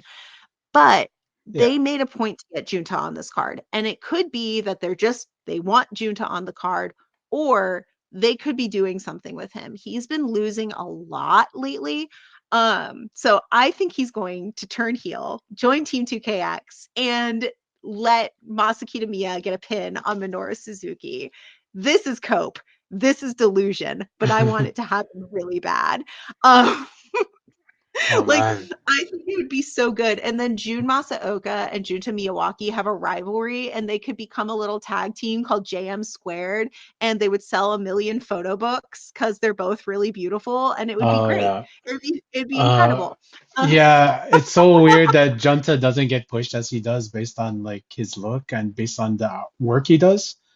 But he's sort I- of been a lovable loser and sort of like in He his does. Noah He run. goes through those phases. He goes through phases. I call it the torture nexus, where sometimes if a wrestler, especially a very pretty male wrestler, a very pretty wrestler, Noah, isn't quite popular enough, they give them nothing but losses and torture for a while and make them suffer. For Junta Miyawaki, they put him in this like horrendous little tag team with Shuji Kondo where Kondo just abused him and like said horrible things to him all the time. He like sat on him and made him plank because he's like, if you don't get abs in 3 months, I'm leaving you. Oh Uh, man. and it was just Junta suffering all the time. And he became so popular because like Noah fans love when pretty boys cry. And that's what they're doing with him right now. But you can tell that they're not giving up on him because they did put him in this match with Big Kaz, whose daughter is a big Junta Miyawaki fan. It's a little in joke going on. And then Minoru Suzuki, I do think is going to play a huge role in the match. I would like to see Masa Kitamiya pin him. They could also go with Kitamiya and Fujita's rivalry, which I can't stand, but it is what it is. Fujita, I will say Kitamiya is one of the very few people that Fujita will sell for and will Yeah. lose for. He'll do it with a big ego, but he will do it. Yeah. So we'll I see. Um, yeah, I think it's the connection with Kensuke and the whole whatever. That's why he'll lose to him. yeah, It maybe should be a so. nice little it should be a nice little match. Oh, joining us on here. I sent this invite like about an hour or two ago. But um joining us right now doing a run in. We're talking about the Noah 1-1 card is Matt Dawson, one half of my deathmatch royalty card. We're here with Rachel Hi. of Kickout 2.99. Oh, Matt Oh, Dawson has left the meeting. Matt Dawson has left the meeting. Oh, Matt he's Dawson back. has joined the meeting. Um, yeah, man, you're about to join us for a couple of good Noah talks right now. And I think this next match features a couple of guys from your neck of the woods. Oh, Oh, did he join oh, just in time to hear I me insult Will Cruz and Saxon? I think so. But I'm gonna Uh, wait till he comes He's actually muted right online now. to, yeah, talk to us. So, well, Oh, okay, we're gonna hold that till he comes on. So we got, of course, this. I'll talk the other eight-man tag. Kenta, okay. Oka Sasaki, uh, Endo, and Hayata versus Team Noah, I guess. That's gonna It be is Team Kato. Noah. Yeah. Yeah, yeah, it is because we got all these old names on here as, of course, Tsushi Katoge. You know him as one of the best juniors out there, especially in the zeros. We got Muhammad Yone, we got Hajime Ohara, and Hayato. I know No. Hiroki is how he's Hiroki, pronounced. Hiroki, Yeah. not High 69, Hiroki. I don't know where my Yeah. brain went there. In the eight-man tag, Kenta cut this really fun promo before that, and I absolutely I actually enjoyed that stuff. So it's a tag team match I'm looking forward to. Uh, this foursome of Kenta's is pretty interesting to me because Endo is one of my favorite wrestlers. Even though he's that slap from Nakajima sort of like set him back a little bit, but I don't think so. I think Let's talk about the slap. okay. Oh, Let's talk let's about the talk slap. about the Let's slap. talk. No, I mean it was unfortunate. It was an extremely unfortunate accident, and it was an accident. I have no reason. I've gone into depth about this. I've talked about this on many podcasts. But it was an accident. I have no reason to believe that Nakajima went into business for himself. But Endo made it into a very long storyline, and he owned that. And he told a story about shame and now like redemption and revenge. He's and I he went through, I mean, I could go through the whole thing, but it's very long. Like this is like a 2-3 year long storyline with this slap. But I don't think it set him back. I think it sort of gave him Motivation. legs, and that's because he took that accident and he made something out of it, and he took that within himself and he made it a part of his history, and I think that's incredible. I have this blog piece that I have not completed yet, but it's about like the hero's journey and Endo, and in a lot of ways that slap was his Right. hello, Hey, hi, Matt. Hello. Sorry about We're that I'm microphone ranting trouble. about endotexia. Yeah, we're talking about Ah, right. Endo Tetsuya, the man who got he left DDT for Noah, and I think he's been better for it. Honestly, I this Noah run Yeah, has been excellent. absolutely. Um, Yeah, like as I was saying, like that slap from Nakajima, that shoot knocked him out. Just an unfortunate accident was sort of that like call to adventure that he ignored for a long time, and people were sort of pushing him to address this trauma. And then this is all within the realm of kayfabe. I do hope, like, if he endured any real trauma for it, he's healing from that. But he sort of it brought him to Noah. He became heel for a while because he wanted to, shut down Noah and get revenge on Noah. And now he's found a way to like find vengeance by being the best wrestler he can be and representing DDT within Noah, and hopefully will win the GHC. So I think it's just an yeah, incredible little story. And now he has this whole little unit He's kind of the de facto leader while Kenta's away. There is no name, there's no logo for it yet. This match is called Break the Silence. So I'm hoping that it means that we're gonna break the silence on what this damn unit is called and we can get a name. I've been calling it Not Mercy because of Kenta's old unit, No No Mercy. mercy. And Endo jokingly was like, "Oh, we could call it Not Mercy or No Mercy," and Endo's like, or sorry, take that back. So Endo was like, "Oh, we can call it No Mercy," and Kenta's like, "No, we're not calling it that." So I've been calling it Not Mercy as a little joke, but we'll get the real name. Team Noah, I don't really particularly care about them, but I do care about Kotoge, and he is currently the leader, the official leader of Team Noah with the departure of Shiozaki. Yeah. And I think that he has become an incredible character. And the crowd just really wants to cheer for him. So in this match, I really just want to see him and Yeah. Kenta. I want to see We're back I want to in see things happen. Yeah. yeah, because Kenta and Katoge represent that Zero's junior division that like made Yeah. me watch Noah. Yeah. Um, Oh yeah, yeah. Matt, we're talking a 1-1 show preview, and we're Yeah, coming sorry to a about that. match which is something that I think is you could be partial to. We have for the Progress Atlas Championship, Will Cruz versus Saxon Husley, two guys from your part of the world, man. Yes, Will Cruz making quite a number of waves in Uh, Yeah. So this is a fun match for me. Will Cruz, I'm not shaming him, but like he uh, he looks like an anime version of a tall white guy come to life. Like You're so right, though.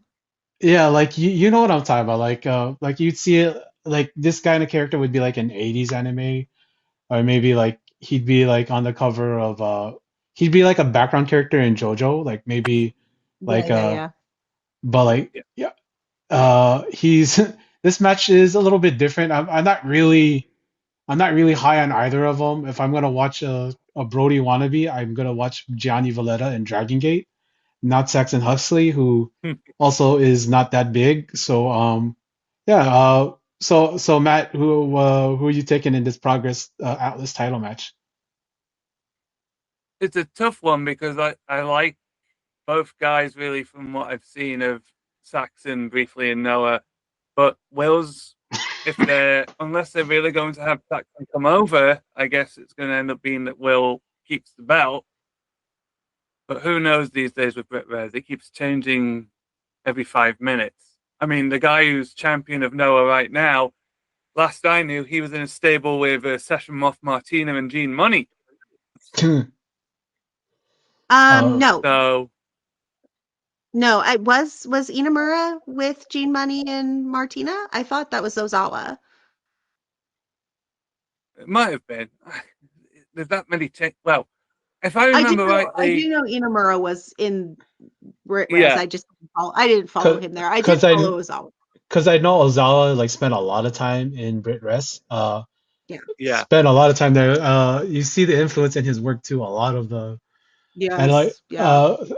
it's this match is it's a little bit of shout out to Progress. You know, I'm always happy to see any kind of wrestling sort of pop up anywhere. So as far as partnerships goes, it should be a fun little distraction match. Um, the Atlas belt is typically the heavyweight title, so you know Will Yeah, it's the Cruz, big boy belt. so it should be It's a nice held, little thing. it was held famously by formerly known as Walter, now Gunter. Yeah. So, and he pretty much kept that. He pretty much did the Asuka thing of keeping the belt until he's like, I don't need it anymore, and just gave it away. That's fun.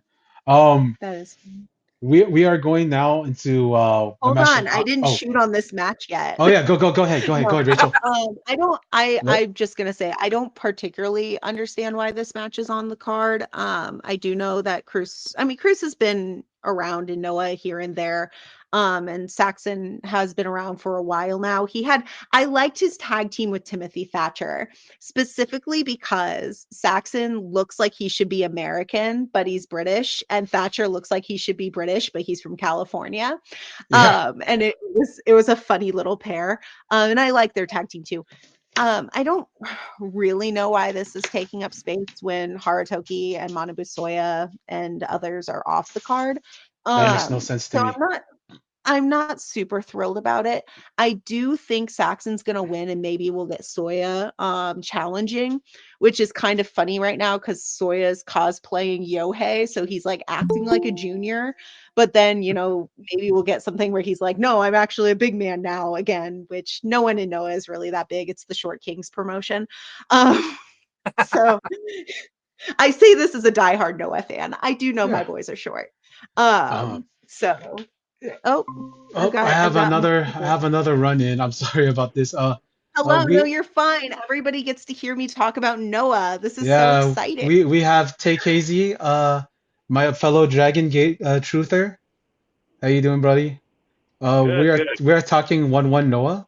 We're just burying the British in this in this part of the show. Uh, No! Joining me, you're joining, of course, my partner in Deathmatch Royalty, Matt. And you're joining the one of the best Noah people I know, the one of the best award-winning cosplayer, one of the best non-binary people I know. My favorite, well, I got two favorite well, I got It's five okay. favorite I can be non-binary. number two. It's fine. Okay, well, I got five favorite non-binary people in my life, and I don't like ranking people. So, I got, of course, Rachel from Kickout 2.99. We're just talking the Noah 1-1 show, which is something that I am looking forward to. We were just bearing the British Will Cruz and Saxon Huxley, which should be a fine little match, but maybe it shouldn't be so high up on the card. Although, It's not even high up on the card. I just didn't want it on the card. I wanted maybe in the pre-show. Oh yeah, it yeah. would have been a perfect pre-show match. I mean, I just think Will Cruz got over in Japan because he does look like a background character from an anime. He's He not he even really that does. over. Like he's well liked, but Noah fans will like just about anyone. Noah fans are nice. It's little kids and moms. That's the and And a lot of Fujoshi. and Fujoshi. A Yeah, lot of Fujoshi. A lot of we Fujoshi. we love the photo books, don't we, folks? We love the photo books. The the biggest match for me here is of course this is a match I saw on Crash when I was like 5 years ago, 7 years Oh, ago, because I would go to Crash shows like in Tijuana. We have, of course, the explosion of Los Golpeadores. We have Dragonbane, the national champion, versus Alpha Wolf. I am so looking forward to Lucha. This match was good when I watched them when they were like they're teenagers. I think that was when that match first happened. So I'm very excited to see this match. They've been two guys that I've been watching all over Japan, whether that be in Dragon Gate, whether that be in Noah. And I watched them in IWRG. Um, these are two guys who I think I really don't want American companies to get their hands on them. But I mean, I think that's where they're going because you want to talk about Lucha Bros who don't have any injuries. You want to talk about Lucha Brothers who don't have any like political sort of situations. It's Los Golpeadores, and this match should be amazing because Dragon Wolf and Alpha Bane are, no, Dragon Bane and Alpha Wolf are some of the best workers in Japan right now, and it's going to be a great match. I love the work they do, and the matches that you had together are going to be are great. So them being on this kind of platform representing lucha libre, my favorite style of wrestling, on this level of a card, I think Budokan is going to be rocking, and they're going to be hearing some of those lucha horns in the audience.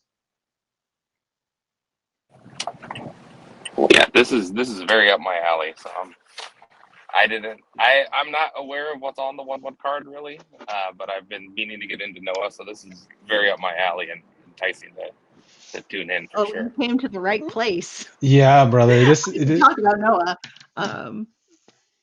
But yeah, I think especially if you're a Dragon fan, you're gonna like this match. And have you seen Dragonbane and Alpha Wolf's work when they were, I think they did like a Booyadin show recently, but they've done some stuff in Noah. Have you seen them in that, Taylor? I watched the match where they dropped the tag belts. That was really good. But I mainly saw when they've popped into Dragon Gate is where I'm most familiar with them. Yeah. Yeah, the trios matches Okay, so with you saw the tag team Amante, match. yeah. They're just excellent stuff. They're if you've never seen them in a singles match, this is the match you're gonna want to watch because they are going to make sure they look good in this match. Because these are two brothers and they're going to go all out. I know I'm pushing this because I love Lucha Libre, but these two Yeah, are like it's my fine. favorite. Yeah. These two are my Go favorite ahead. brothers in Lucha Libre right now.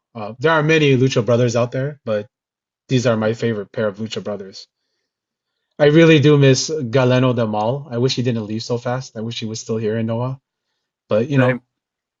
you take what you can get. What do you think about this Go match, ahead, Rachel? Matt had Oh, Matt, opinions. Hold on. what do I you want think to hear about all the this? opinions. Well, to me, I love how Noah has managed to, from what I've seen, integrate Lucha very well in the promotion. So knowing that the heel, Dr. Wagner was there for a while, and Galeno Del Mal, I wish had stayed, like you said, because man, that guy's a big boy that can fucking fly. Yeah, He is yeah. so good, and I'm kind of annoyed that he went to the colonization of Lucha Libre by the Americans in Mm. Stanford, but shit happens, I guess. But yeah, this has got the potential to be the sleeper hit. I think for people that don't know who Dragonbane and Alpha Wolf are, definitely, and I hope Yeah. it does get more eyes on them. To be quite honest, hopefully, if they end up going to the American company, the right American company takes them. Hint, hint. But we'll just have to wait and see what happens. Yeah. Yeah, I'm in agreement. What I said this about the opening match. You two weren't here for that, but it will be somebody's favorite match on the card. Yeah. It probably will not be mine just because I'm very biased towards my guys. But I will like it. It's going to be an amazing match. Last year they had Galliano versus Wagner in a brothers singles match. They had a Yeah. little storyline going on, and then brought that fed into Wagner's departure from the company. And then he gifted Galliano to All Rebellion, and then he ran off on Kaito Kiyomiya. So anyway, but yeah. Yeah, yeah. Well, I have opinions on it. Technically, he's still a member of All Rebellion, so they're not pressed Mm. about it. But yeah, so I think it's going to be an amazing match. I'm thrilled. I don't love what they're doing with the national. I kind of wish they'd just get it off of people who need to leave the country for a few months at a time. I love, like Matt said, I love what Noah's does with Lucha Libre and how they integrate Lucha Libre. I wish they did more of that and less, NXT shit. Um, but Pew I pew do have pew. opinions on that too. I read Marufuji's like blog about it, and now I'm a little softer on it because it's like his way of integrating in his dream of being an NXT coach. It was offered to him a few years ago, and he had to turn it down because he couldn't leave Noah. So it's a way of kind of bringing that dream together. That's great. I'm happy for him. I don't want to see it. Um, like great. That's great, Maru. Um, oh, I actually don't know if I should be talking about that because it was a paywalled post. Anyway, Pew pew it's fine. pew. It's fine. It's fine. Well, Um, to be fair, Marufuji being an NXT coach makes a lot of sense given, his selling of certain finishes and his ability to destroy people's knees when he misses them on a dive. So he'll be fine. Oh man, today I mean, yeah. oh man, Um, I I love just Maru, so we're not yeah. going to shoot on Maru too much, but Oh, Ugh, I like Maru too, but I just had to get those yeah. little yeah, jabs in get there, the jab Just in. just gotta get a little Uh, bit of jabs. get the jab in. No, he is phenomenal. But speaking of phenomenal, Alpha Beta Dragon, Alpha. Now I'm doing it. Alpha Wolf and Dragon are incredible wrestlers. And I do like Dragon Bane being national champion, and I would like for him to remain national champion, but I do, worry because they're going to be leaving the country. And like you guys say, they might get snatched up by an American company. And, I want that for them. I know Dragon Bane has done a million tryouts for WWE, and I don't really want him to go there, but, it is It what is it what it is. is. It is what it is. We all echo it. Yeah, like I just want the national belt to be relevant again. It wasn't relevant when Galliano had it because Galliano kept having to go back to Mexico. Um, and so it really hasn't had much going on since Soya had it. So Soya gets a challenge for this one too. He gets a challenge for the Atlas and he gets a challenge for the national. Because right now his whole thing is that he's cosplaying Yohei. So he gets a challenge as Yohei, and then he challenges as Soya for the Atlas. That's what I've decided. Like I told Sam earlier, you two are going to get off this call and think that I'm utterly insane. Um, but I promise I'm actually very normal once you get to know me. Um, but yeah, so I am excited for this match. I'm sort of in the state with the national where I'm kind of like, okay, so who takes it from the next guy? Who takes it from Bane? Because I do think Bane's going to retain. To me, he is Yeah. Alpha Wolf, very talented wrestler. He's very funny and he's fun to watch, and I love his interactions with the Noah audience and with the wrestlers. But Bane to me is just a generational talent. He's Yeah. very talented. It's So I do crazy. hope yeah, it's Yeah. insane. But I do hope he stays national Yeah. champion. I just kind of want the national champion to be Yeah. a champion. So Gosh, poor Noah. I'm so scared. I'm so scared next year. Like I'm so scared about Dragon Bane, Alpha Wolf. I'm scared about Monte, all those guys going to somewhere Uh, that I don't want them yeah, at. But it is what it is. This they next gotta match, I make know money. it's the big match for Rachel because it's featuring her boy Kaito Kiyomiya and Jack Morris. They are going to defend Noah's honor against, of course, the Devil Has Your Six, the good brothers, my good Oh brothers, man. my good Oh, friends, Chad Too Bad and I Tex forgot the good brothers Ferguson. on this card. Oh, We Oh got my god. them, Okay, wait. the Everybody good get your shots brothers. in now before I have to like defend this match because I have to I'm defend not. this I'm not match. going to say anything towards Kaizo. He's had. I could have done all that shit when Okada was kicking his ass about a year or two ago. But Okay, no. I'm stopping you there. I'm stopping you there. Kazuchika Okada did more for Kaito Kiyomiya than Kazuchika Okada did for anybody on the New Japan roster It's true. in his departure year. yeah, He true. did Yeah, more to make Kaito a star, even while Kaito jobbed him, because he was always on screen. He was always in the mind, and we were always thinking about how Kaito was going to surpass Okada. And so now the story is, how does Kaito surpass Okada when Okada isn't there? So miss me with that geeking out Kaito Let- Kiyomiya shit, because they never geeked out Kaito Kiyomiya. The end. Mic drop. Okay. All right, I'm Moving gonna on. I'm Moving on. Now we can talk about the Good Brothers. uh, do we have to? hey okay, so Taylor is these two are muted, but I'm assuming he's like losing his mind right now. these two are actually my friends. So I'm biased here. So Fair enough. Yeah, um yeah. shout out to Carl, shout out to Doc, the other Doc. I like them. It's gonna be like a fun little brawl. Especially, we'll probably see Bright Lights Carl in this match, especially because, it's gonna be in Budokan. So Yeah. let's be real here. They will definitely try in this match. Like they're not going to come in there and bust ass. They're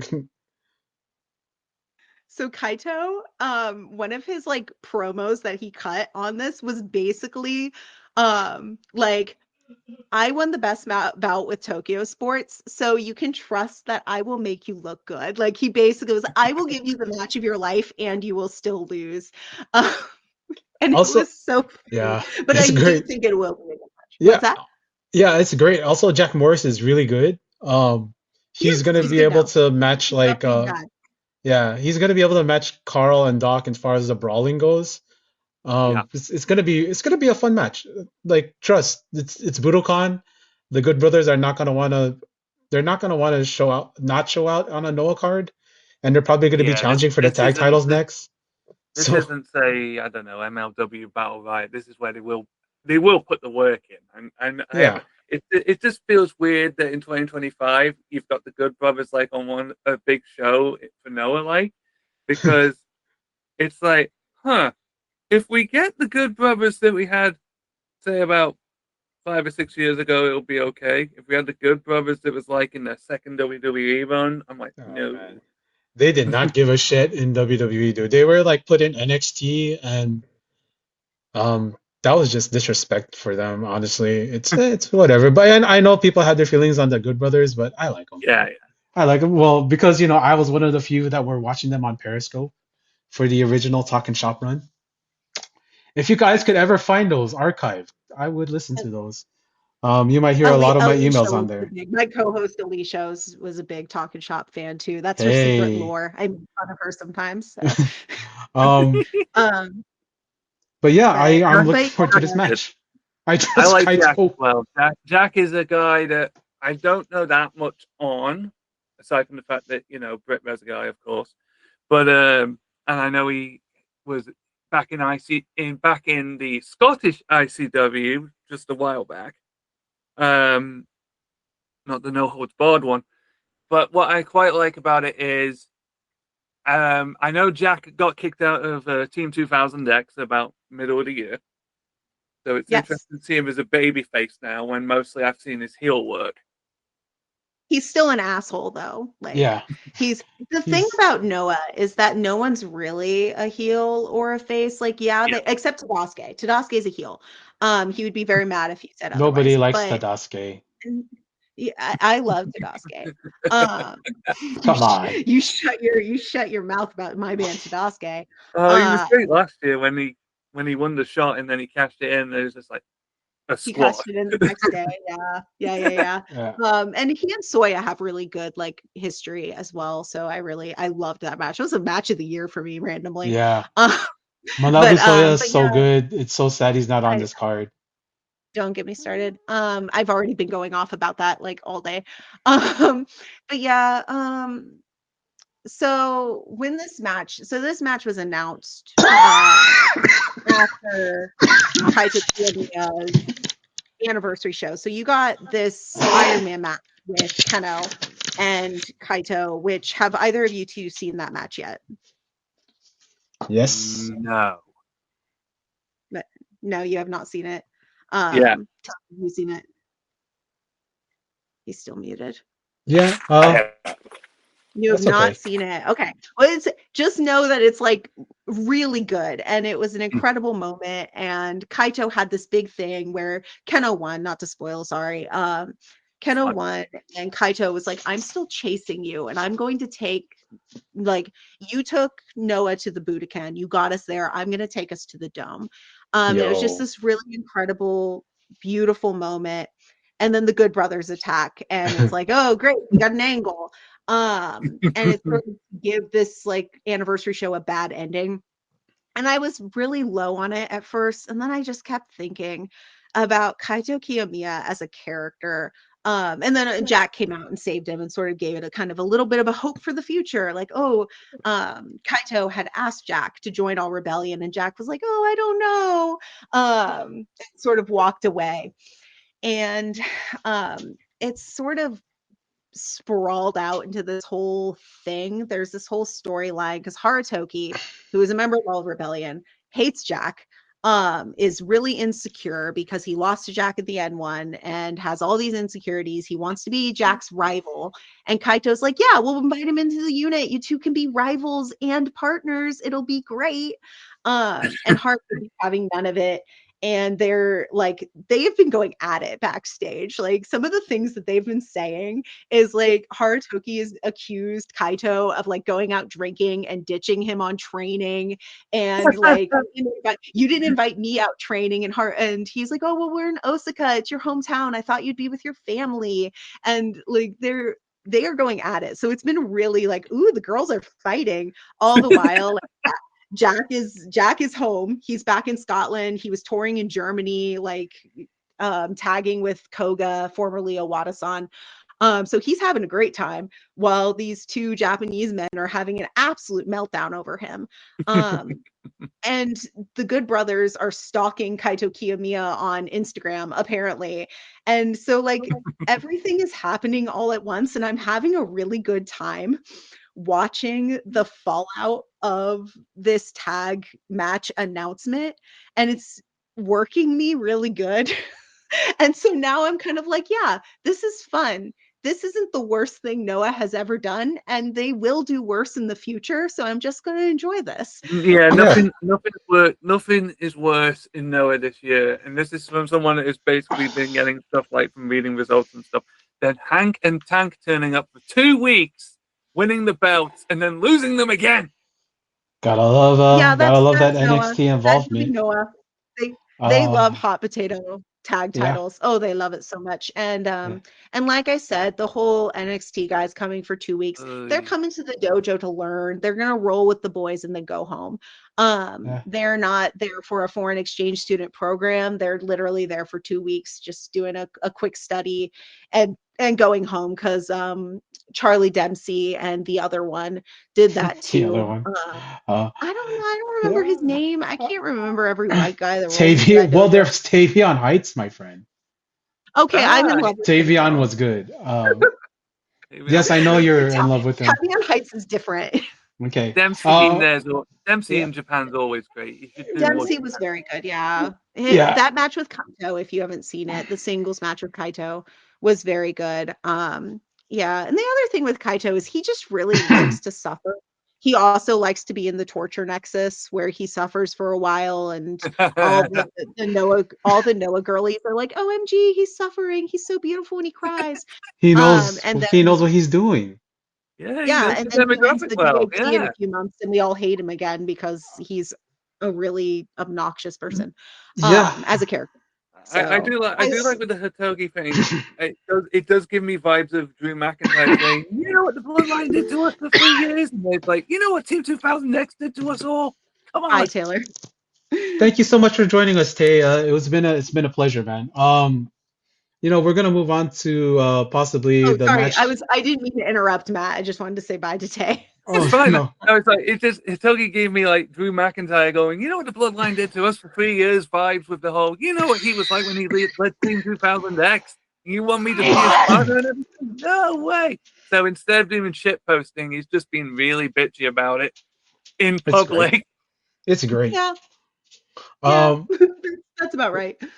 we are now Um, gonna talk about the most talked about match on this card besides, the other matches. We have, of course, Keno and Naomichi Marufuji defending against Bushi and X. it's actually XXXX. It's four Four X's. X's. Yeah, for each kanji of his X. mysterious name. Oh Um, yes, I wonder who is Bushy's Yeah, tag team partner are you everywhere else. are we you are. looking at the are you looking at the card? Have you seen the silhouette, It Matt? rules. Yes, I have. Okay, It's cool. just It's pretty Naito. obvious who it is. Have you seen the poster of it says who is XXXX and it's just Naito from behind with his fist raised and everything. Oh See, at God. least It's at They're not least even New hiding Japan the trying to give us hair. some mystery. They have the hair no, and the it's hat. actually I keep joking it's gonna be gritty. Um Hey, So, same okay, hairstyle. I'm sorry. There's a running inside joke amongst me and my friends and Alicia, who is a big Kento Miyahara fan, that Kento looks like a handsome version of Gritty. Oh my So gosh. now every time I mention Gritty as like making his debut in wrestling, I'm like, oh good, Gritty debut match, and then he'll have his dream match against Kento Miyahara. Okay, sorry. So That incident aside. what do you guys think about this match? Who do you think is gonna win this match? And what do you think this means for Los Tranquilos de Japón? I mean, it could be a double bluff. It could be someone complete. It could actually be someone completely different, and we're all just It's buying Jake into it. Lee. That it's Naito. Oh But man, you would break my heart so much if it's Jake Lee. it would be amusing for like 5 seconds, and then have someone else come out, and then suddenly, oh, Naito's here, and he's taken off the t-shirt for once. But They should have Shota Tsuji come out with the hat, Oh yeah. the whole yeah, look. Just have him But come not out. come out.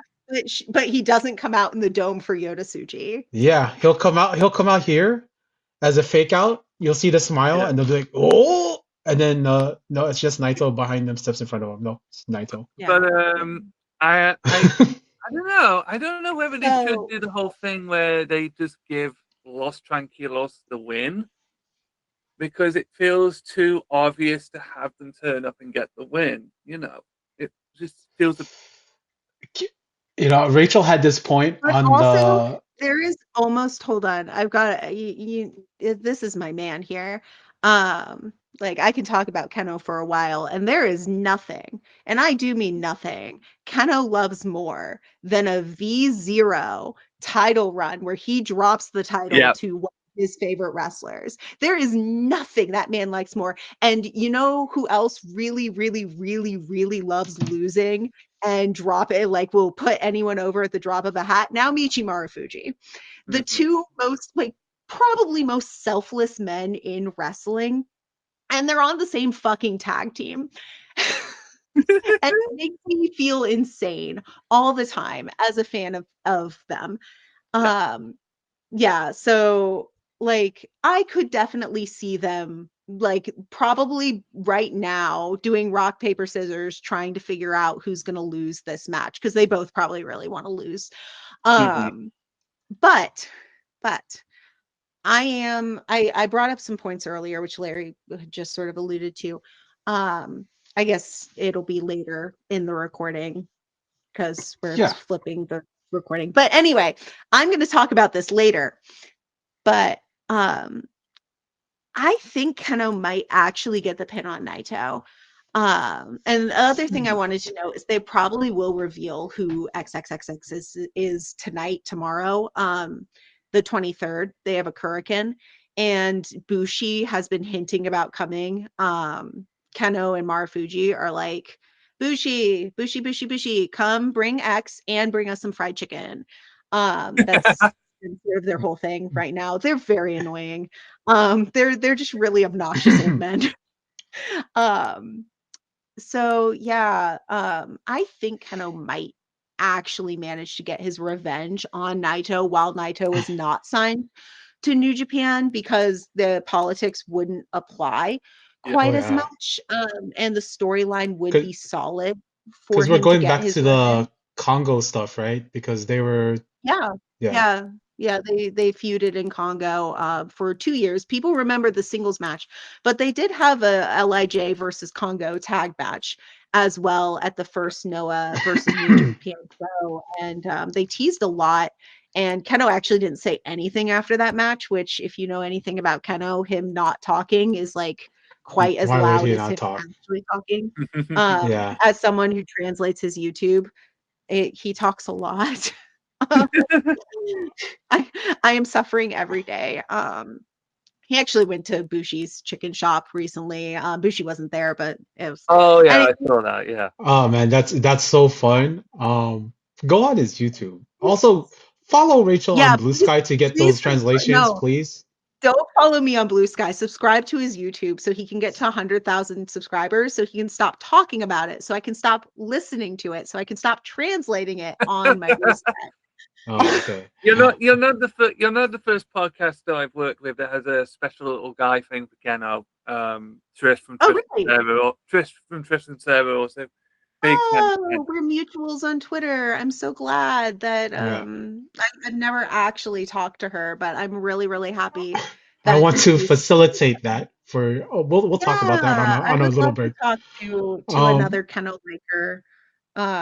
Yeah, I'm a kennel long sufferer is actually more where it's at. He was my favorite wrestler in 2019, and then he just never stopped. I started thinking about him one day, and then I never stopped thinking about him. I mean those bangs, I started, those bangs will never have you stop.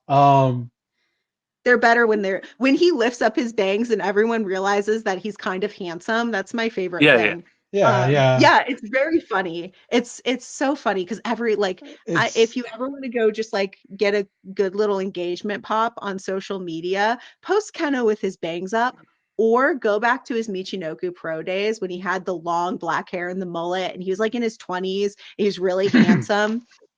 Post that and just be like mods are asleep, post mullet Keno, and you'll get like a good 200 hey, likes. Like it's a really good way to get engagement it's on Twitter when it was off my private account. it's a better feeling than when you see Naito with his bangs up. Naito with his bangs up is not a. Maybe Naito will come out with his bangs up. Oh man, Like I that'll said, be great. we know Um, if he's got his working boots on, But if he doesn't wear a yeah, t-shirt. if yeah, we're yeah. talking about Los Ingobernables, here. The next match we have here is Hiromu Oh, hold on. Takahashi. Oh, I'm not done yet. I did want to bring up the point to Matt that I brought up with oh, yeah, you and sorry, Sam. sorry. Where Keno's whole storyline right now, other than just being annoying and unhinged as usual, he's been talking about Naito as like last year when he was talking about Kenta, he's like, the place you belong is Noah. And when we fight, you're going to realize that the place you belong is Noah and you're going to come back here. And that's what happened. That was like, obviously there was contract stuff and Kenta had been planning on coming back. But that was the kayfabe of it, is that Keno has this way of knowing someone, knowing their soul. He's an entity of change, less wrestler and more preacher. Um, and he's been talking that way about Naito, whereas like the place that you belong is New Japan. And I'm gonna make you lose, and you're gonna realize that the place that you belong is your home. And I'm wondering, like, there's some shoot friendship between those two. Like Keno does that a lot, where he sort of drops hints about Naito of things that like no one should really know unless he's talking to him. And I'm wondering if Naito does want to go back to New Japan, and he's kind of trying to make a kayfabe excuse. So I'm wondering if Keno will get that pin. And I talked about it in our Wrestle Kingdom preview. I'm wondering if Naito might show up at the Tanahashi match, maybe afterwards. Mm. We'll see. But I'm Oh I'm yeah. thinking me reading the tea leaves, but I wanted to pass that on to you and see if you had any thoughts. Hmm. Well, Wrestle Kingdom, Naito showing up. I mean, we've had a fair few surprises for Wrestle Kingdom today. Yes. That's true. We did have surprises. There's one I'm very happy about with Brooks getting his day at the Oh, Dome. okay, you're a I Brooks love fan. that. I love that Got Brooks getting that I've got shot a proper is. hardcore Schadenfreude, hardcore style T-shirt from way back. So yeah, Yeah. Okay. Oh, right. You're a deathmatch fan, so Yeah. you Uh, guys. yeah. we, we're talking about Los Ingobernables and that, Okay, yeah. I was really gonna good, say La Sombra. Yeah. really good to see La Sombra back in New Japan. Uh, man, this whole week, these past couple of days that I'll be in Japan is gonna be all about being ungovernable. Crazy. Yes. Um, So speaking of, I got your sp- segue. I picked up what you're putting down. Speaking of Los Ingobernables, we got, of course, Hiromu Takahashi, who he's been a plus to the Noah Junior division. I gotta say, Yeah. Yep. um, if Incredible heel work. if they're not Amazing heel using work. him in New Japan, he he's one of those guys that loves working in Freedoms, that loves working in Dragon Gate, that loves working outside. Kind of makes you wonder. But I'm looking forward to this match with Amakusa. They have that history. Amakusa and him both went to Mexico, CMLL at the same time. But like their chemistry is really good. Was that Well, because they were I'm not in CMLL I same wouldn't know time, but it was like more of like them. They said that was their thing. They were in Mexico at the same time, but not England. in England. London. They were roommates in England. In England. That I know. They might have been in Mexico at the same time. I do not know. I will fact check that for you and I will let you know. Please. But they were definitely a tag team in England and they were roommates. And they wrestled under this tag team name called Tokyo Tornado. I know. Yeah, that's about And right. Yeah. Yeah, yeah. Give us the little, yeah. Hey, Um, that's those a were better good. name than what Ring of Honor gave Roppongi 3K, the Tempura Boys. Better Oh name. yeah, that's Oh, bad. I forgot about that. But yeah, they were Tokyo Tornado, and that was Amaxa's like first persona. He's had a million. He's had four. Um, and that was Kembai, and Pro alum, which is how I know so much. Because I am an Pro fan, for better or for worse. But yeah, so they have that history, like you said, they have Yeah. that history. And we're really addressing Amaxa's kind of identity crisis right now, of like all 3,000 of his identities. He had that match with Daisuke Sasaki and DDT, where they sort of addressed his history as Yuki Sato. He also had a match with Jun Masaoka, who was a Yuki Sato fan. And sort of they played into that. And then we had a singles match recently with Hiroki, who was previously Neo of Congo. And of course, Amaxa was How in Congo. And that's sort of where this Hiromu story started. So there's a lot of history there. And it's really about Amaxa and his like him climbing up to defeat the big bad who has ran through the Noah Jr. roster, and more importantly is run through the young roster, because he had a singles Yeah. match with Junta Kai and Daiki Odashima. So he sort of he gave them big singles, but they couldn't beat him. So now we have a Moxa who will hopefully be sort of that wall to push them. I'm hoping he wins. I can't imagine he won't. Yeah. Um, if not, Hiromu is threatened to take the belt back to New Japan. So I guess one of our guys has to go to New Japan. I don't know. Uh, so Moxa probably will win, and then yeah, I'm happy because all roads lead to Junta Miyawaki. So Junta's gonna win, so it'll be fine. So Hopefully. Hey Matt, did you ever see Amakusa or Hiromu in when they were in the UK? a long no, time I ago. did not know. It was a while ago. It Yeah. was a Oh, That would long have time ago. that would oh have been yeah. what, circa 2010, 2011. Yeah. Yeah. Yeah, 'Cause probably. I yeah, I think this should be a good match. They had really good chemistry. Amakusa's back. Amakusa. The character name comes from a guy who was a famous Christian in Japanese history.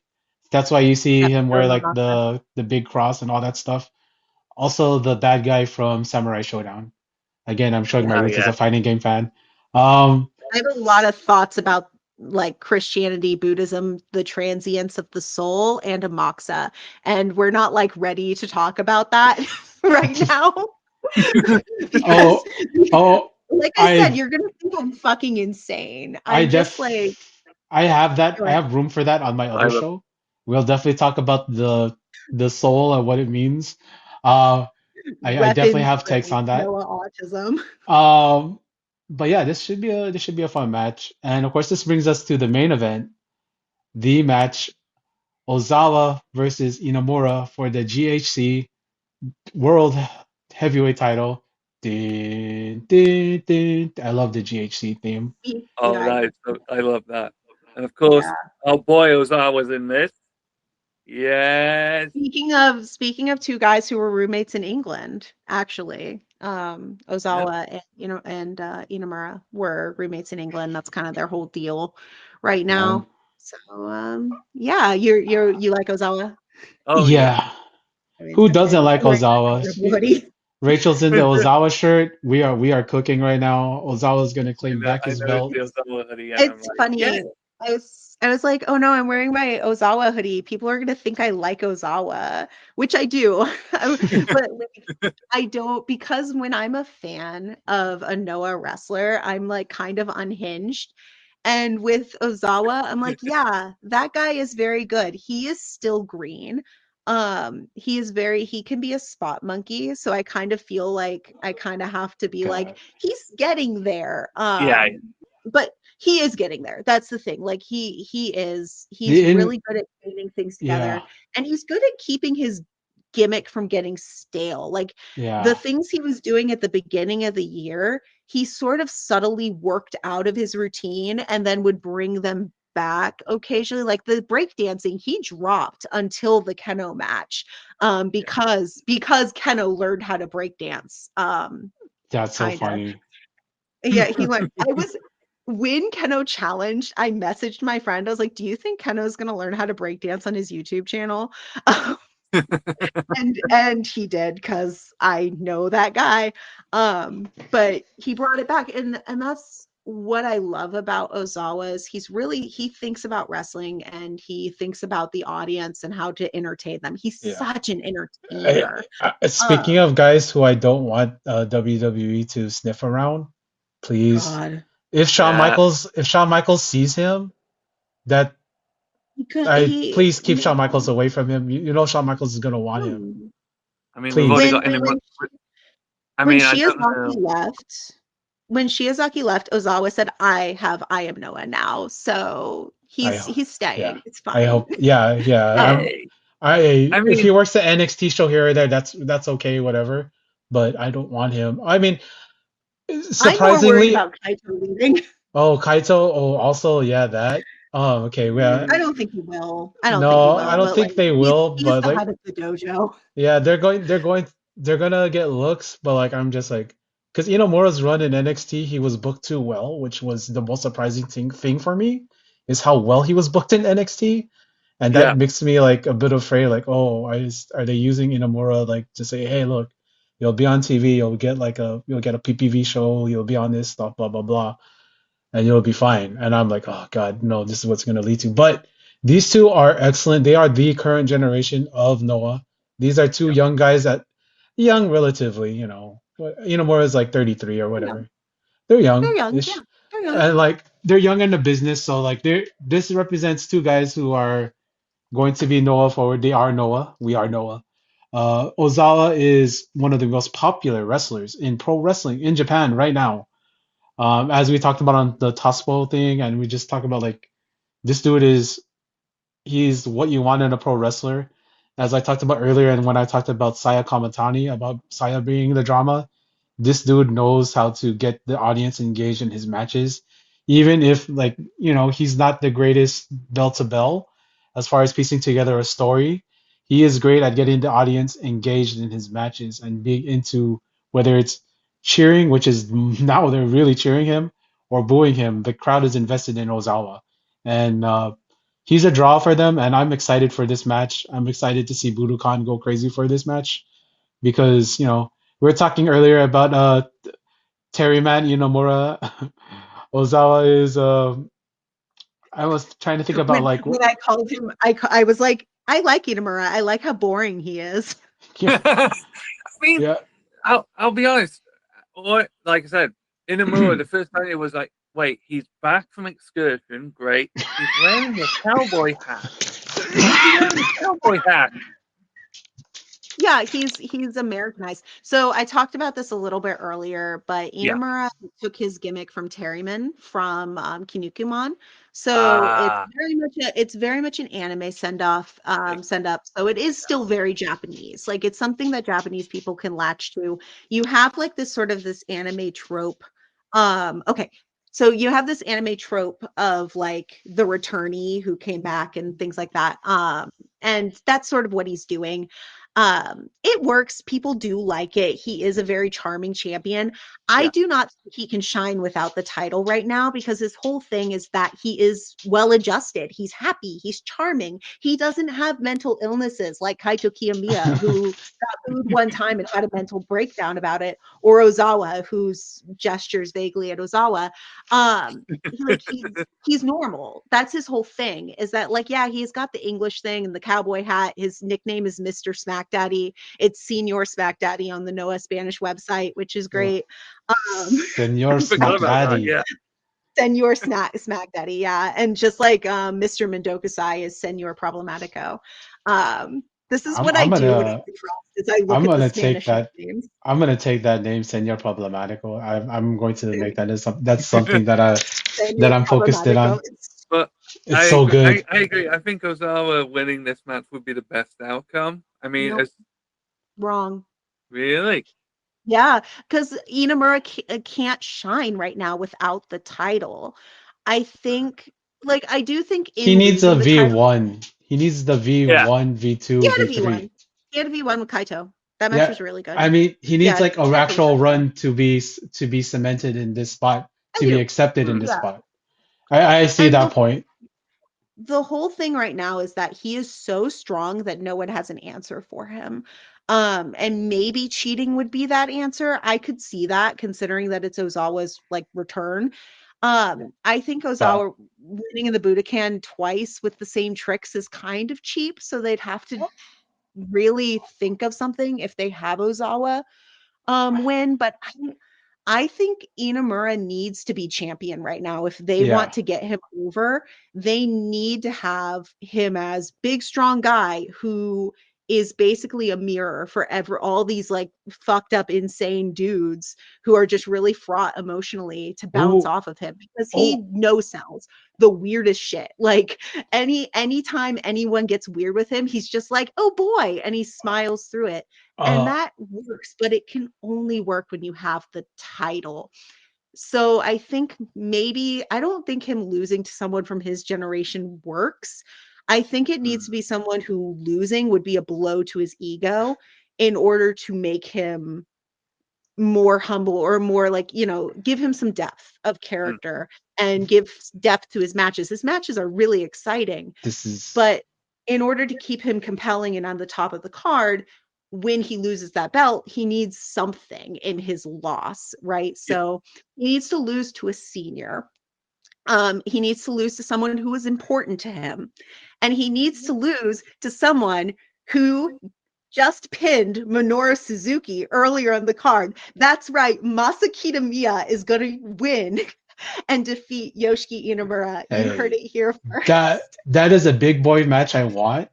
That is a I, big boy I, match That I would be need. good. That would be good. I I need mean, they're these two former guys with tag big. partners. I need these two Yeah. big-titted men to just like chest bump and just hit each other really hard. I need that. Um, yeah, this is the 1-1 breakdown. Thank you guys so much for joining me on this. Um, All right.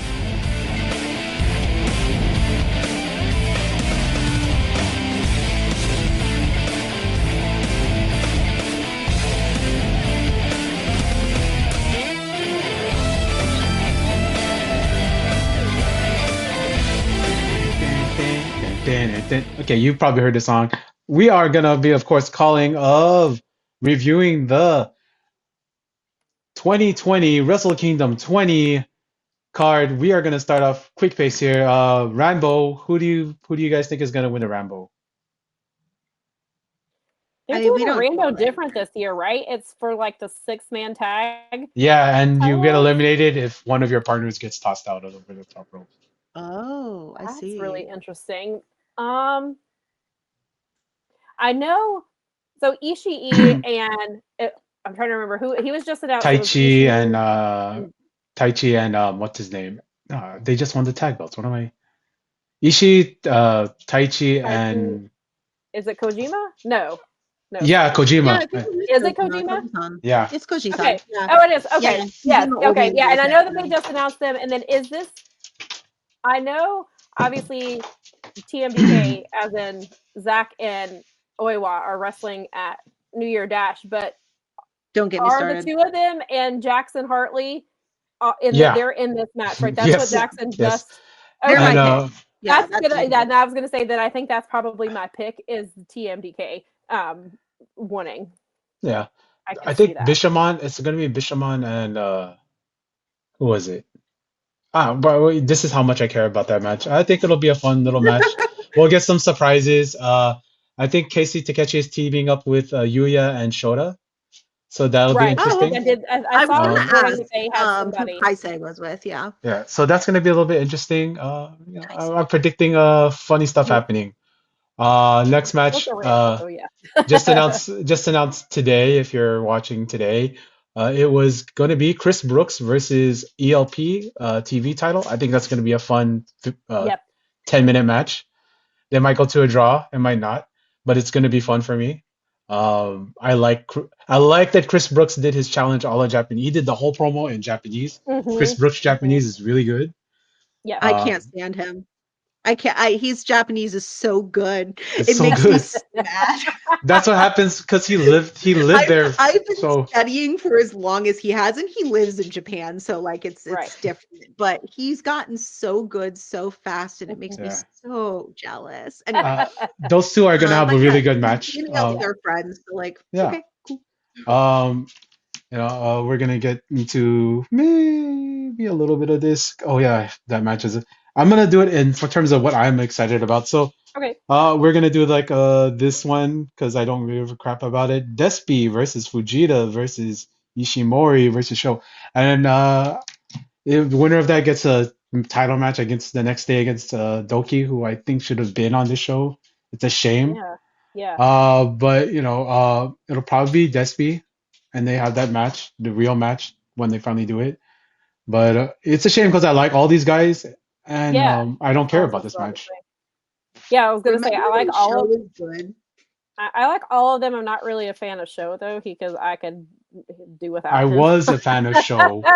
I was a fan of Remember Show when because I Show like the was a funk. good wrestler who Yeah. actually Yeah, got to wrestle? Yeah. yeah. Show was my favorite in New Yeah, I Japan. Yeah. enjoyed him. But yeah, that match, I think you're probably right. It probably will be Despe, and they probably will do the show. And Doki should absolutely be on the Wrestle Kingdom card. That's dumb.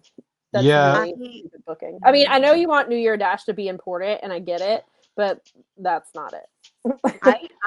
I don't even know if it's making New Year's Dash important or if it's just trying to sell more tickets to New Year's Dash because tickets Probably have already that. been sold for the dome. So they're kind of like, tickets are sold. I guess we can just kind of The- try to Yeah. get people in the Are they door Well, for gonna the yeah, other because be? one. they've got It feels more like it's interesting that they were capitalism. doing Yeah. that they're doing the TMDK tag title match on New Wow. Year Dash and not I'm on the so main mad card. about that. It Yeah, I'm makes no so mad sense. about that. They made Oiwa look like an idiot. My God. They made Oiwa look like a geek and they made Zach look like a geek. Zach had to be like, yeah, we want to challenge on the 5th, not the 4th. And he had like his little reasoning. But like, when has Zach ever been like that? Zach never. is very rebellious. He's Yeah, very that's what outspoken. he's never been like that. This Like, is he's very never been like not that. like And Zach they're at all. making Oiwa into Yeah. a little geek by being It's like, you have to play nice and you have to sell tickets for this show and not the other one. Yeah, I don't like And it. it feels a lot like when they united the two titles and they had it be Kota Ibushi's idea,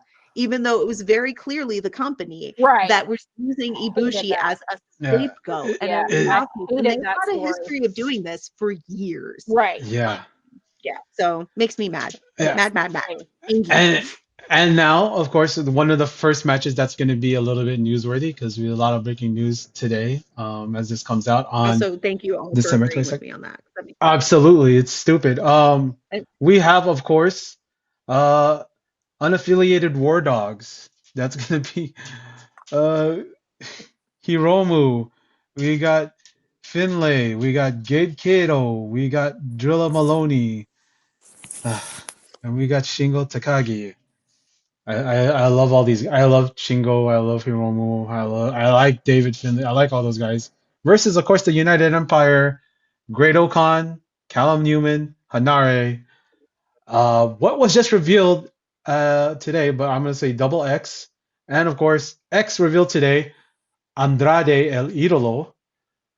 Oh my gosh, that was a surprising reveal today. I know Very. Sam, you're on a conference call with Tony Khan about this. Yep. Let's talk a little bit about this. Yeah, definitely a surprise. As I mentioned earlier today, it's like and I posted this on Blue Sky as well. It's like finding out where Andrade is allowed to wrestle is like a wrestling advent calendar. Like you just never know where he's gonna be allowed to show up. I think that's the key is allow, because obviously we know this contract situation is a little I guess it's on the one hand, it's like super on brand that this non-compete has been put into place. But now he's slowly getting to like actually wrestle in other places. And so he showed up in AEW, and out of nowhere, and then WWE was like, not so fast, and then now it's been this thing, and so he can't, he's been trying to work around this non-compete, and he's got these lawyers, and so then he ends up in AEW's partner promotion, which is New Japan. He's been in New Japan before. He has history with some of the talent there, and what is also interesting is he said specifically in the promo that La Sombra is back, which is not a nickname that he has wrestled under in quite a while. So I thought that was really interesting that he made sure to say that he was La Sombra, and that he will be wrestling there. So yeah, go ahead. CMLL owns the name La Sombra also. So Oh, that is right. very telling about what they're doing because Right. La Sombra is a IP owned by Yes, right. That is right. CMLL. Right. They were gonna probably give that to one of his little cousin Brillante Jr. But the Mhm. fact that he's taking the La Sombra name back is Yeah. very interesting.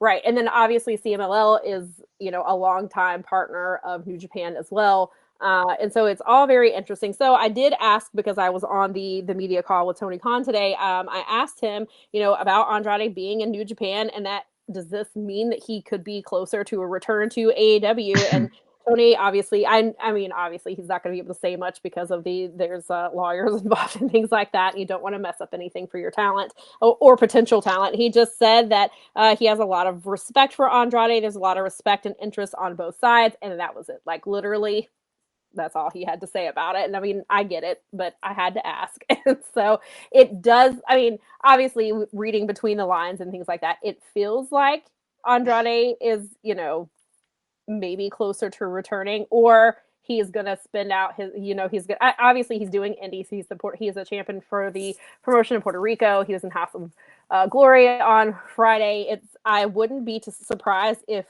he just continues to stick around New Japan until his non-compete Hey, is up and he's allowed to go back. if I get Andrade in the New Japan Cup, I didn't I even think about that. I would be When Andrade and Double X, who will be Jake Lee, hopefully Andrade and Jake Lee hopefully. team up and take the tag team titles, that's going to be Ooh. generational. That's going to be a generational Hey, day on I Rachel Monkey Star's Twitter. oh man. Okay, so some context is that Alicia, my co-host for Kickout 299, is also a huge Andrade fan. Mhm. And when you guys, I didn't actually know this because I didn't watch Kurikan today. I didn't know this, but I had to like go run into the Discord to tell Alicia. I was like, before you find out and you get mad at me for not telling you, because every time anything happens with Andrade, Alicia's like, why didn't you tell me? So yeah, so Andrade and Jake Lee are gonna win the tag titles. They're gonna beat Oh man. Knockout Here Brothers, for and it. it's gonna be generational. I am so here for it. You talk about good-looking guys. Those Yeah, are those are some Right. good-looking guys. Like those are some also good-looking guys. Those are some also GLGs. oh yeah, those are some GLGs. Also, like if you look That at was the name of Jake's stable and Noah. Same. It's so yeah, Oh, gotcha. if you look yeah, at yeah, Andrade, if you look at Andrade versus unaffiliated War Dogs, this is the Ingobernables connection because Mhm. Andrade's That's Ingobernables, smart. Shingo and Shingo and Hiromu were Los Ingobernables de Japón, so there's that Ingobernables connection there, Right. and it's Right. funny Oh, that they and were Jake able, was in War Dogs. and Jake was in So War Dogs, so you Jake is definitely the devil. So you got, oh man, that heat when he comes out, there's gonna be heat on because Perfect. there's absolutely because these are wrestling fans that are gonna be at Wrestle Kingdom. 50K, well, I'll go on a little bit about that. 50K strong for them. Shoot 50K because every time they're opening up new sections, it sells out. Yeah. Yeah. Yeah. Like I'm so a real happy. 50K. I'm so Me happy too. for that. Me too. One of my fan matches that I'm really looking forward to because of the work they do. Also it's between an actress and a TV show personality. Because Suri, for those uninitiated, is a theater actress, much like when Yeah. She's Sheeta, yeah. and like her and Saya Kamatani are probably the two most ready for this position to be in front of this many people in this position on television, TV Yeah, that's a Asahi. good point. This is going to be the biggest women's match that has happened on terrestrial TV since I don't know forever, featuring two of the biggest stars of this modern era, Yeah. Siri, which who I know I say this on all the shows where I mentioned Siri, the greatest Filipino wrestler of all time, bar none for me, because she's Filipino. Her and Batista are like are like my one and two. But like I'm seriously looking forward to this match. Saya has the drama going in. Siri is one of the most brutal kickers. Yes. And Rachel talked about zombie mode Saya. She's gonna go zombie. Hopefully they get enough It's gonna be time to really cook. good. They need If to they have give him time to time, cook. 15 minutes will be a blessing. That'd be a blessing for me. I 15 hope minutes they so. could cook. They could cook in 15. That A 15 I would minute hope. Shuri match I feels like an hour. Like I it's think that I good. saw that like they were talking about like the past women's matches on Wrestle Kingdom have only gotten like 8 minutes, Yeah. like 8 or 9. So just let them get into the double digits. It's not going to hurt anything. Yeah. I mean, maybe the men will have to follow it and they might be mad about it, but Hey, maybe they'll just steal the entire show. who But oh who do you well. think's gonna walk away with the New Japan Double Crown? Mm, I don't know. I genuinely don't. I Like I It's very because hard, right? yeah. in like okay, like when Shaori Ano wins the red belt from Saya Kamatani and resurrects Tam Nakano from the dead, aka retirement, then Saya's not going to have anything. So they'll give her two belts, I think. This is me, a delusional Shaoriano fan, but Hey, but I also think that the IWGP being sort of the work rate belt, and being like having this identity connected to Shuri, because Sure. Shuri is the two-time champion, Mhm. and she sort of has given it this this vibe as being like this very hard-hitting title. I really like that too. I like the idea of them strong being like style. really strong style Mhm. sprints, like hardcore. I liked her match with Shuri. Her match with Mayu is one of my matches of the year. I thought it was probably the hardest match I've had to watch this year because it was Mayu's last match in Stardom. Um, She gave them it if all. I know we don't have a ton of time, but I'll just talk about that match really quickly. Um, Shuri had to say goodbye to Mayu and give Mayu a tribute for all of her time in Mhm. Stardom. And Mayu had some good matches throughout the year that sort of eased her way out of Stardom with her friends and things like that. But because she was going to Marigold, Stardom wasn't giving her the time of day. They weren't giving her a send Right. off. It was just okay, see you, bye. Mhm. And that's very hard and very cruel. Yeah. They were victims of politics, and Shuri had to give Mayu that in what, 15 minutes. She Yeah, had to, and Mayu had to find a way to say goodbye in that time, and Shuri had to help her. And I could not, like, that match took me an hour to watch, but it's one of my favorite matches. it's Just brutal. how much they gave each other, how like brutal it was, and the emotions behind it. And Yeah. that is Shuri's power. And if we can tap into that with Kamatani, who is a very dramatic person, like you said, she brings the Yeah, drama. It could be an early match of the year. So Mhm. yeah. that's what I'm Mhm. going for. As far as who wins, though, The oh, fans. I I don't really know. don't know. I am I'm gonna leaning. go with Kamatani Yeah, because I that's gonna want say I'm Shuri to leaning win towards really her. It bad. sounds like they are gonna Uh, want that title on her. Um, Especially with it be like you said, it is a if it but hopefully it continues being like the work rate title if they take it off of her. I Not to say mean, that if she's doing these early it matches Kamatani and like has she's doing amazing these work. early like matches So and piecing out and things like like that is that but it yeah. sounds like because of her popularity It, probably. and if she does do great work. Like she's a yeah, Yeah. great worker. So like whatever. Larry, if go ahead. Saya Sorry. if Saya loses the red belt, this does free her up a lot more because the IWGP champion doesn't necessarily have to be on every card. So she has to do more appearances. It's That's more true. That's a good point. so they That's a could good put the point. red belt on Also, I love Saori also. She's one of my favorites. yeah, I was gonna say So win. Showery wins the yeah, red belt, you mean, yeah, not if. yeah, Win. I cause don't like know, because they're teasing oh Micah, so yeah, so Micah might take it from Saya. it's crazy. The whole I love that they have all these choices. They have all these Yeah, options. That's great. yeah, yeah. Things are Moving. brewing finally in Stardom. Things are actually happening now. Thank God. Yeah, Finally. we have the third main event. My favorite wrestler. I don't know if it's for the evil. It's for the Never Belt. It features, of course, the King of I Darkness, wonder who it is. my favorite wrestler right now, Evil, versus, of course, the guy who everybody's kind of making fun of. But he has the body of a boyfriend. We have, He does have boyfriend buddy. I mean, I love Masakita Mia. Like I love units. I love big yeah, guys. I love Yeah. boyfriend body. That's yeah, fine. yeah. Because look, I mean, I got a boyfriend, I got a husband body, so like I know, like this is what the ladies want. We got Aaron Wolf, the big bad Aaron Wolf. He's wearing a shirt that says Wolf Time now, harkening back to Bob Sapp and Sapp Time. Pretty. It's Yeah, that's very funny. there's all these edits of him as Nacho Libre that I'm seeing on online, which Um, fair, but like, dude, he's gonna be so over in Tokyo Dome because he's a gold medalist. He appears on TV a lot. If he, and he's been in the dojo. He's done dojo boy duties. He's been a young boy. He's been a ring attendant. So there's all this trust in him to come off as this big thing. And Oleg Bolton yeah. paid it off. So Right. I know like Bolton doesn't have any of the TV preparation that Aaron Wolf has.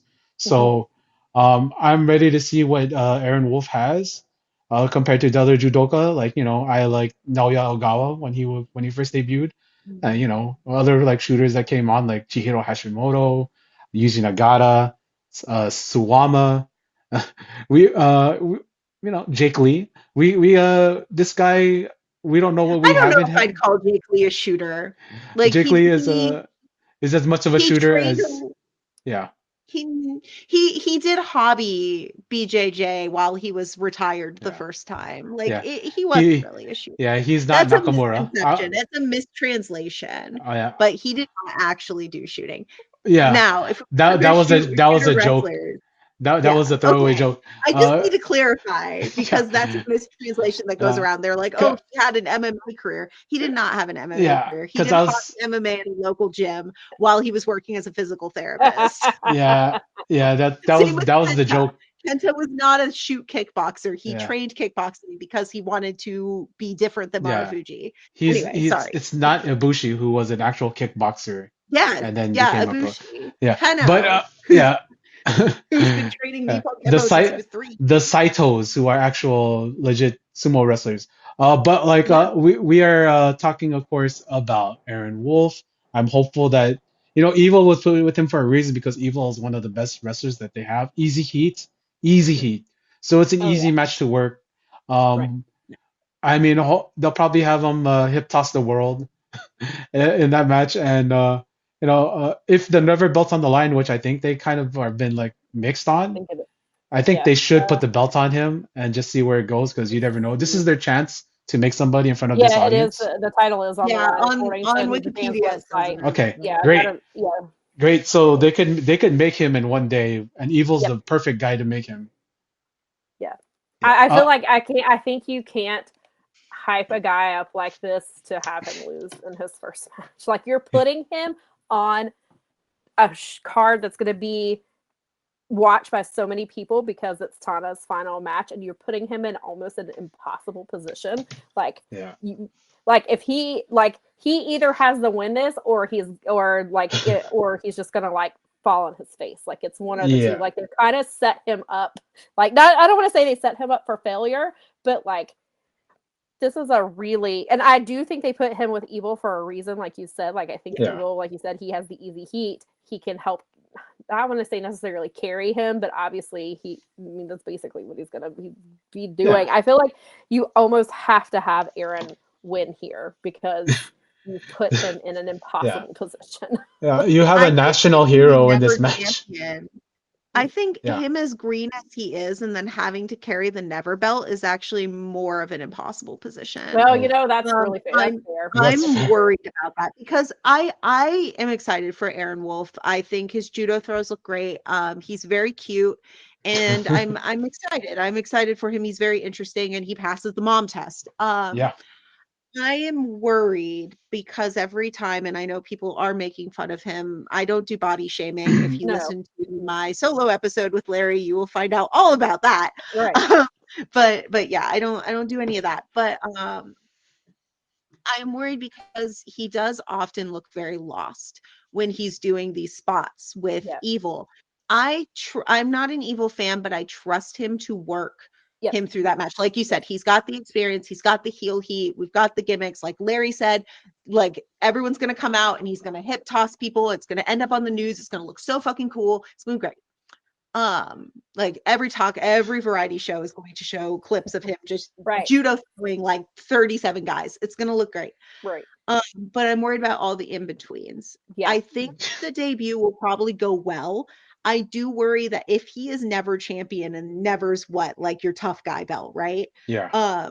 So he's gonna be in there, like Goto can guide him, Yeah. Tai Chi can guide him, Ishii. feasibly Ishii. Like those are veterans who could guide him through a pretty reasonable run if they book it correctly. Right.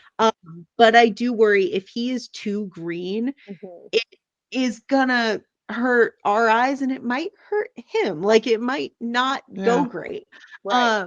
And you have that history of them promoting these super rookies, Shinsuke Nakamura, and pushing him out there immediately. Like, look, he's done MMA, he's got shoot background, he's our super rookie, he's gonna save the company, and he didn't for a while.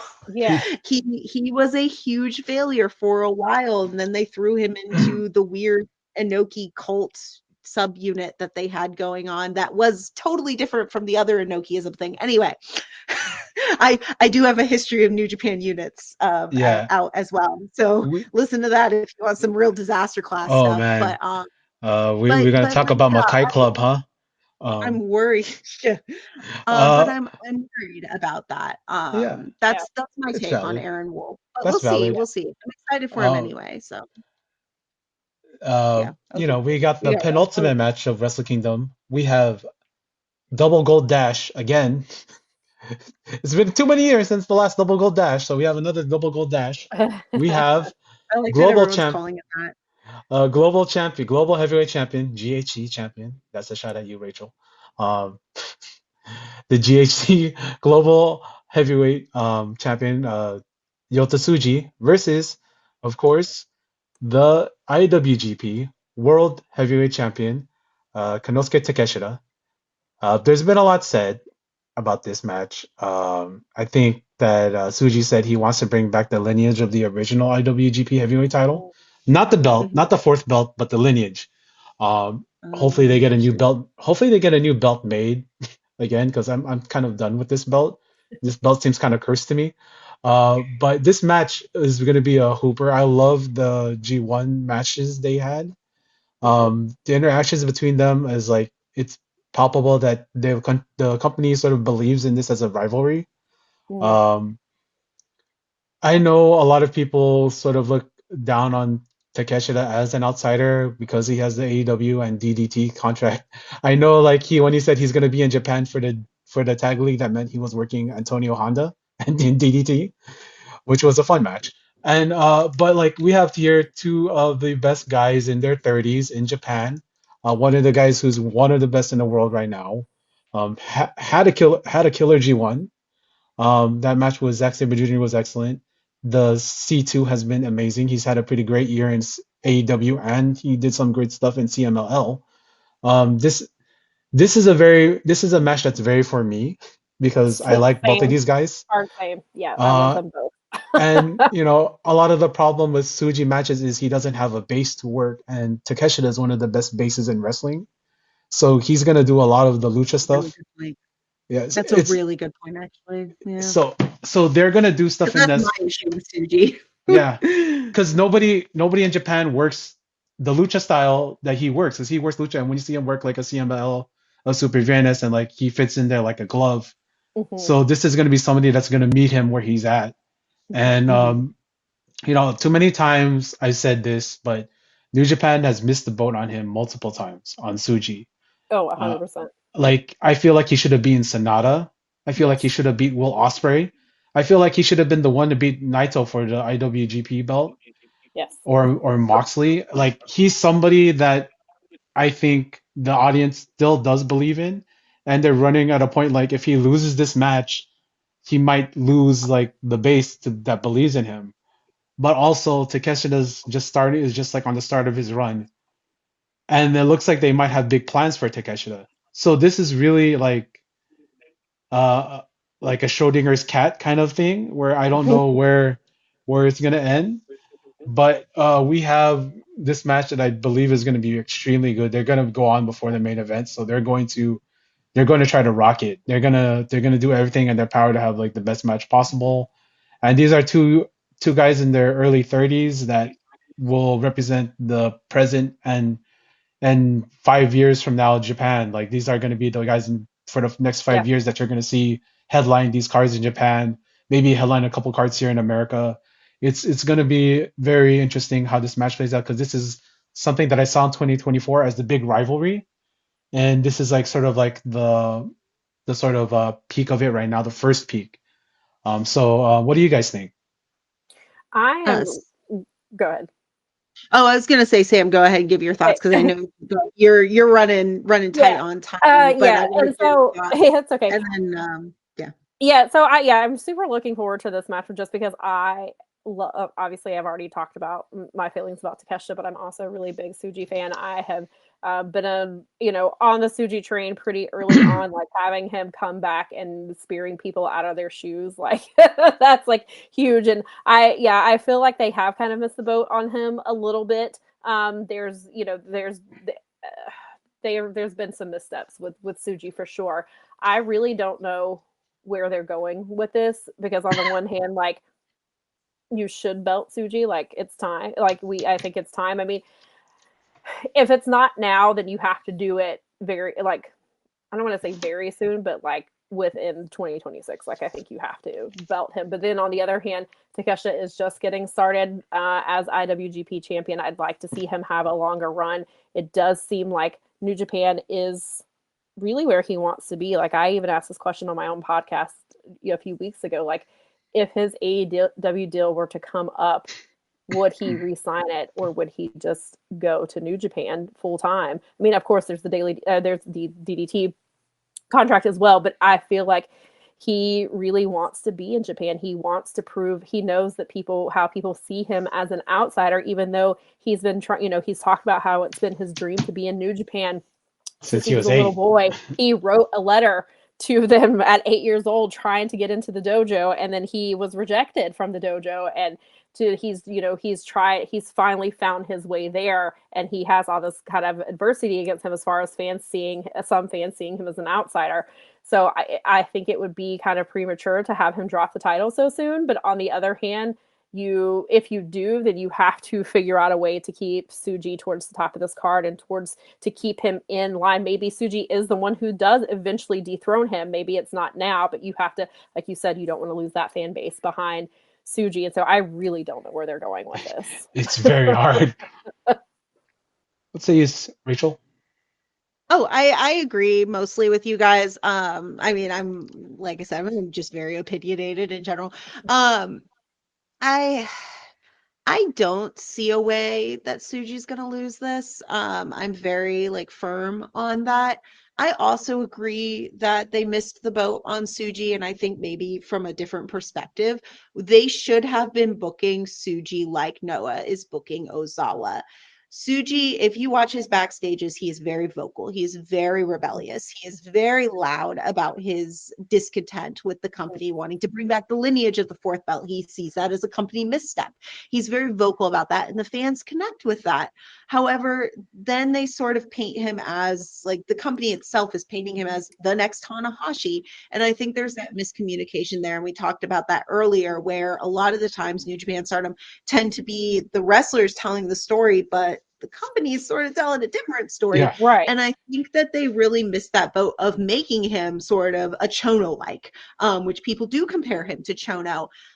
For his charisma, and then they sort Yeah. of are putting him in this savior of the company spot because he is in this huge spot in a card that otherwise doesn't really have a lot of their top talent, a lot of Yeah. the Mhm. people. And keep in mind, like, you're booking this match, or you're booking this show for 50,000 people. Most of them are going to be lapsed fans who are coming to see Tanahashi, Sure. and they're ending an era of New Japan with that Okada Mhm. match. Like, they're Right. ending the entire Yeah. era. Right. How many of those people are going to be like, I'm going to buy tickets to see Despy or Show versus Doki? I want to see what those three guys from the Rumble are going to do in the tag title match. Like, Right. you know, you're Yeah. looking at 50,000 potential ticket buyers, Yeah. and so few of those people on the main card are gonna be at New Year's Dash the next day. Like, Shuri and Kamatani are gonna be an amazing match. They're not gonna be on the next. They're not gonna be on New Year's Dash because they're not New Japan wrestlers. Yeah. Okada and Takeshita aren't doing tours in Japan right now. Like, they're not. They'll do some matches, but they're not doing tours. Tanahashi's retiring. So much of this falls on Suji, and we're ending an Really era good with point. Tanahashi and Okada. We need to open a new era. And Mhm. so to me, it has to be Suji. And I wish they did Yeah. it with him as like this David Finlay voice rebel savior kind of Right. vibe. Yeah. Um, Cause you but bring up Right. like Chono, cause Chono, Nakamura, Naito. yeah, he's a Chono like. That's Yeah, that's the yeah. lineage. Naito's a Chono like. Naito, okay, Chono, I'm being totally unfair here. None of them are Chono likes. They're all Ricky Choshu likes, Oh. right? They're Oh all yeah. they're all Oh yeah. copying Ricky Choshu. Who else is copies Ricky Choshu? Uh, Keno, Kenta, Ozawa. Like those superstars in Oh Noah, yeah. those superstars in like New Japan, they're all rebels because that's the Uh Choshu trope, right? yeah. That's the Yeah, Choshu, cause the guy who was if like, I'm not going to be your biting dog to Fujinami, right? Like, that yeah. was so a whole Oh like gosh. Yeah, audience of salarymen who looked at their job. They heard Choshu say, I'm not going to let you hey, overlook me and use me oh to man. train up younger You wrestlers. They should you be doing that with Yoda Suji. you Okay, just sorry. you just blew my mind right now. And Yeah. we're gonna get to this Well, because that's I all, I know. mean, those are really extremely valid points, and I could Yeah. Yeah, see Yeah. why New Japan could very likely go that route. Yeah. they And should go the route. yeah, they But should. are they going to make Yoda Tsuji into an ace, like a traditional? Are they going to make him into a Muto when he should be a Chono? Oh man. That's my concern. And I still think so Suji could do that, but I Yeah. think they really missed the boat in making him this shock value rebel. And now Yeah. they're sort of relying on him to be the Tanahashi, to be the Muto. Yeah. Mhm. It's kind of funny he's coming at it. Okada's a dick, but It's kind of funny that he's becoming a traditionalist now that wants the history. yeah, When he debuted as yeah, like, no, I'm smiling, I'm here. I hope they bring his twin brother out for an entrance. that'd be fun. Um, Yes. I don't think uh, so, but that'd be fun. and we of course are now going to talk about the main event. We have of course the Rainmaker, AEW International Champion as of the time of this recording. Uh, Kazuchika Okada. Hopefully he doesn't come out to. I want you to notice, Sam. So the band, you think it's called One OK Rock, right? But the Uh-huh. actual pronunciation in Japan is 1 o'clock. I want you to, Yeah, Oh, yeah, it's oh, 1 o'clock. okay. yeah, Okay. Yeah. just so that you know. No, but no, yeah, yeah, yeah, yeah. And so like I hope he comes out to the real Rainmaker song. I I hope hope he so. does too. I hope that Tanahashi comes out to High Energy. Tanahashi, I kind of said this on one of the other shows I was on, Deathmatch Royalty. He is a wrestling god. He's one of the greatest wrestlers of all time. He's on my Mhm. all-time list. Like he's on top of my all-time list of the top babyface, possibly the greatest wrestler there is. The man who rose New Japan from the literal depths back into being one the most profitable wrestling promotion in Japan for a while, the number two worldwide. Uh, Mhm. just in ring, incredible. Promos, incredible. He did like before. He was just a bland wrestler until he got stabbed by an ex-girlfriend, and then that really was the push for him to get popular. Uh, read his book. His book is amazing. I hope they translate it one day. I'm kind of reading it like in PDF and like sort of like translating sections of it. Hmm. But Tanahashi to me, one of the greatest world champions of all time, one of the greatest wrestlers of all time. This is how you do a final run. If a wrestler wants to work 226 dates for you, probably Right. one of the greatest Yep. of all time. I say 226 dates because He's you unhinged. you can't see Insane. me. Like imagine you have one of the greatest, most popular wrestlers of all time. You I say, know. nah, we don't need you. Yep. No. Mm-mm. That's Imagine insane. saying that, but no, Tanahashi worked everywhere. He worked Arena Mexico. He worked Hmm. he worked London. He worked Canada. He worked the U.S. He worked everywhere, and Hmm. he sort of we're seeing this 50K in the arena. We're seeing a lot of foreigners going there to pay their respects. Shout out to you, Jeremy. I know you're going. Both Jeremys, Finestone and Donovan. Uh, I know a lot of my friends. Trish, hi Trish. I know you're going there too. Adam, I hope you guys all have a great time, and I know you all guys are all gonna cry for this last match because Tanahashi to me represents the best in pro wrestling. I also love that he pays tribute to Kamen Rider every year. So I love that part of him with the Kuga pose. And Kabuto. Kabuto, It's Kabuto Kabuto. pose, Kabuto pose. Yeah, that's my Yeah, favorite Kamen Rider. I don't play about Kamen Rider Kabuto. Kabuto. And like I there's want to just know who's getting the Kabuto pose when he retires. oh man, Anyway, continue. yeah. I Uh, think it should be Haru from TJPW. I mean, was she born that year that one came out? No, she's a huge Kamen Rider fan. Okay. Like she's a big. She does the like double pose. Oh Yeah, gosh. she's a big. She Okay, should yeah. get the Kabuto pose. Let me Anyway, sorry, that's let me my just take on it all. let me just count up my sins and start over again. Yeah. um, yeah, if you know, you know. And like that's this match is gonna be incredible to me. They had that draw in their last match in Japan. They had an amazing match in San Jose as one of the last matches. And there was this whole hubbub. Thank you, Trish, about Nakamura and all this. That would have been great for me as a Nakamura fan, as a New Sure. Japan fan, pre Been great for everybody. 2018. Um, it didn't happen. We know why. But this was gonna be a better match, anyways. Um, Okada's gonna Okada's gonna bring it. And I'm just going to like just sit back and just watch and just be hoping he has those cortisone shots in his knees and in his back, and he can hit one last high fly flow and send that bum crying to AEW like he sent him crying when he said you're not ready. I want that to happen. That's the finish I want. How about you guys? What's up with you guys? I am looking forward to this match. Of course, I think, we all would have wanted the Nakamura match, but that's not what we're getting. So Yeah. I think that this is still a fantastic send-off match for Tanahashi. This is somebody that he has feuded with for a really long time, or that he feuded with for a really long time. Okada is still one of the best in the world, even for the people who don't like Road to Show Okada, who hangs out in AEW. He's still great, and he's shown in this tournament how incredible he still is. He's had incredible tournament matches, and I think he knows and he knows what's at stake here.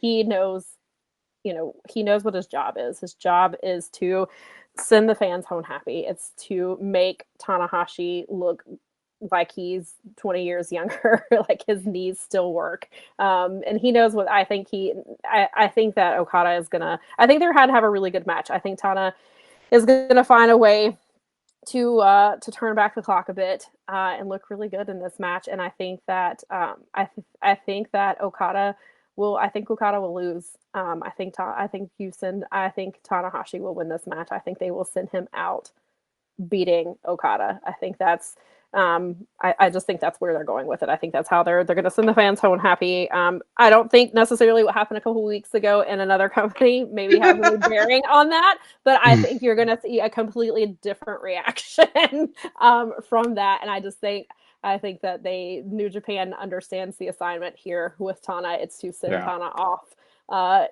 into the sunset. Obviously, he'll still be president, but as far as his in-ring career goes, we know that this is it. And I think that Okada is going to make sure that that he looks good and that he's going to, I hope Tana gets a high fly flow and gets the win and sends the crowd home happy. Yeah. Sam is going to get off this call, go on Twitter, and be like, Rachel is absolutely fucking unhinged because you are all wrong. That's not what's going to happen. So Tanahashi's losing this match and he's going to be like crying, but then like a spotlight is going to appear in the crowd and Shinsuke Nakamura is going to be holding a boombox like in a John Hughes movie.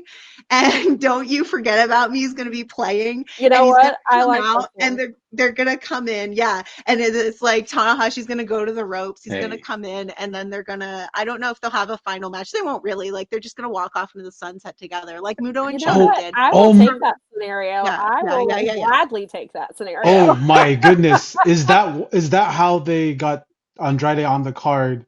Was by agreeing to Nakamura to actually help close out the Tanahashi retirement. Yes, yes. So, no. It all makes sense Conspiracy. now. Anyway, It all makes um, sense. so I do have a couple things to say, without any jokes. I do actually think there might be a chance that Nakamura might like have a little guest spot.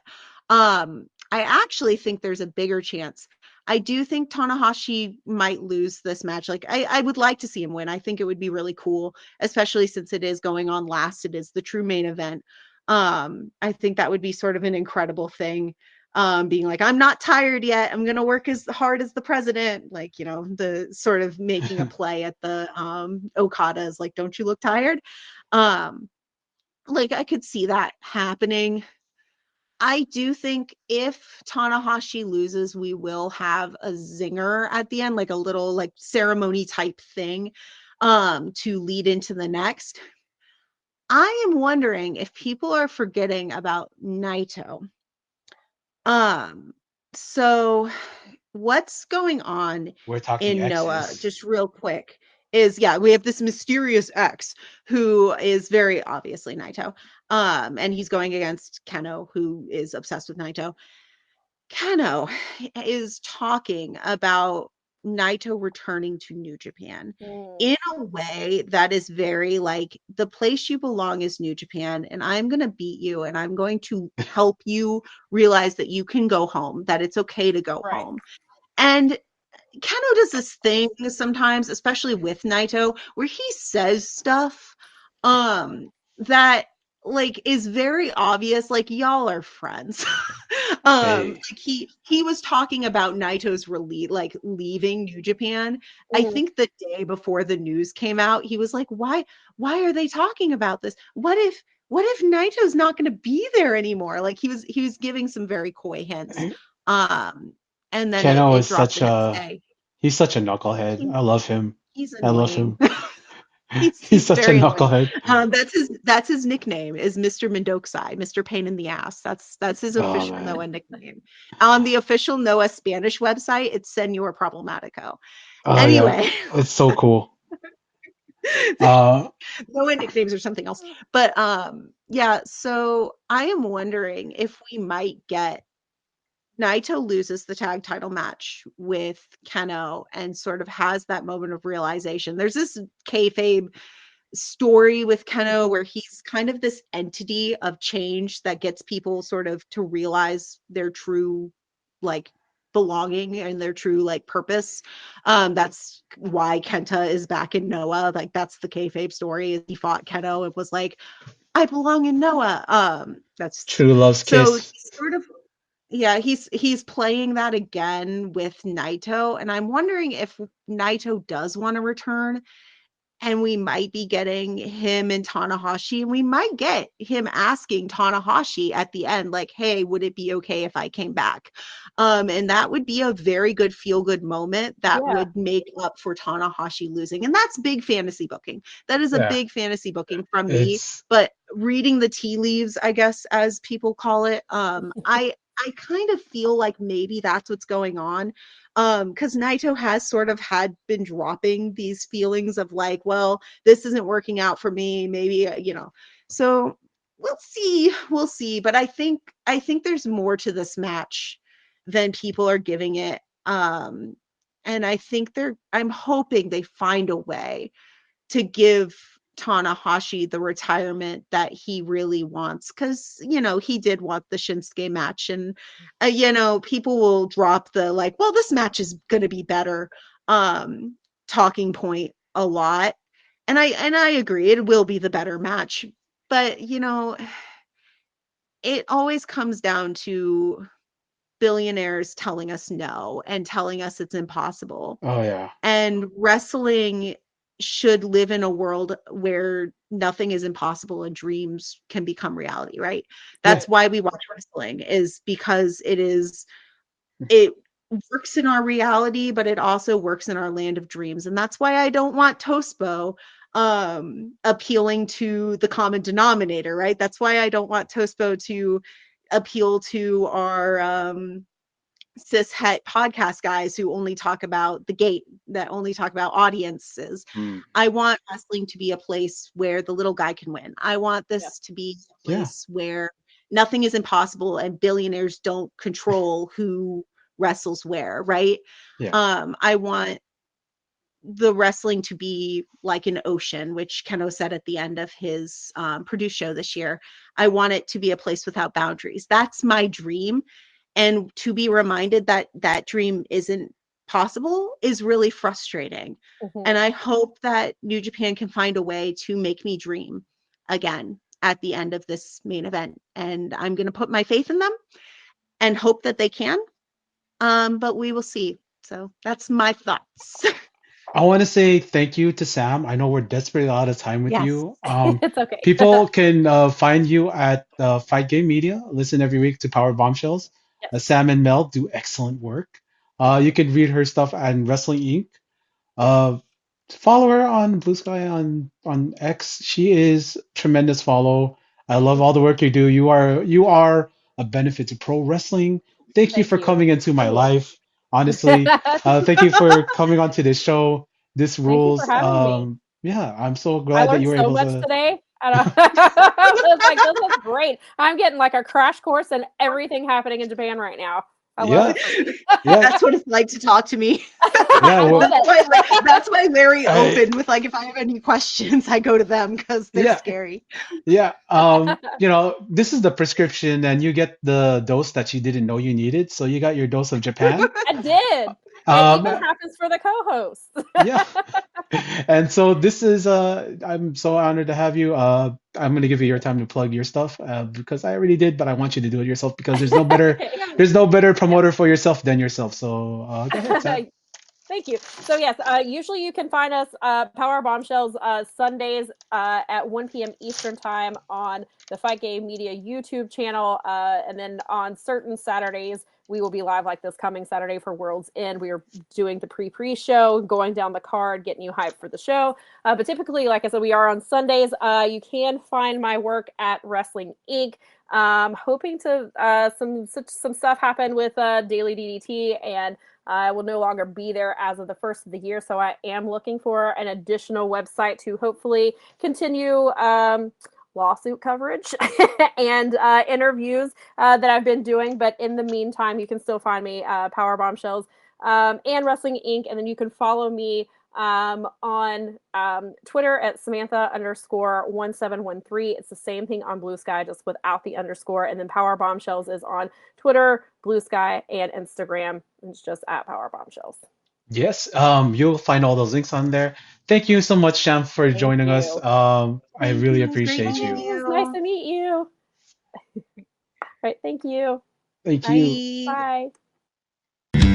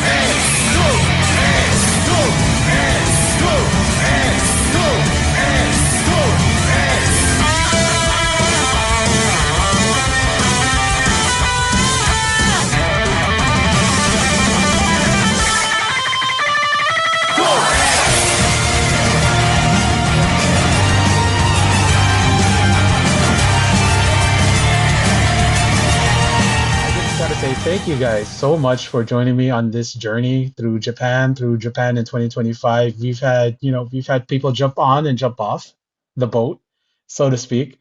First, I'm going to shout outs to Sam Shipman, Powerbombshells, Wrestling Inc.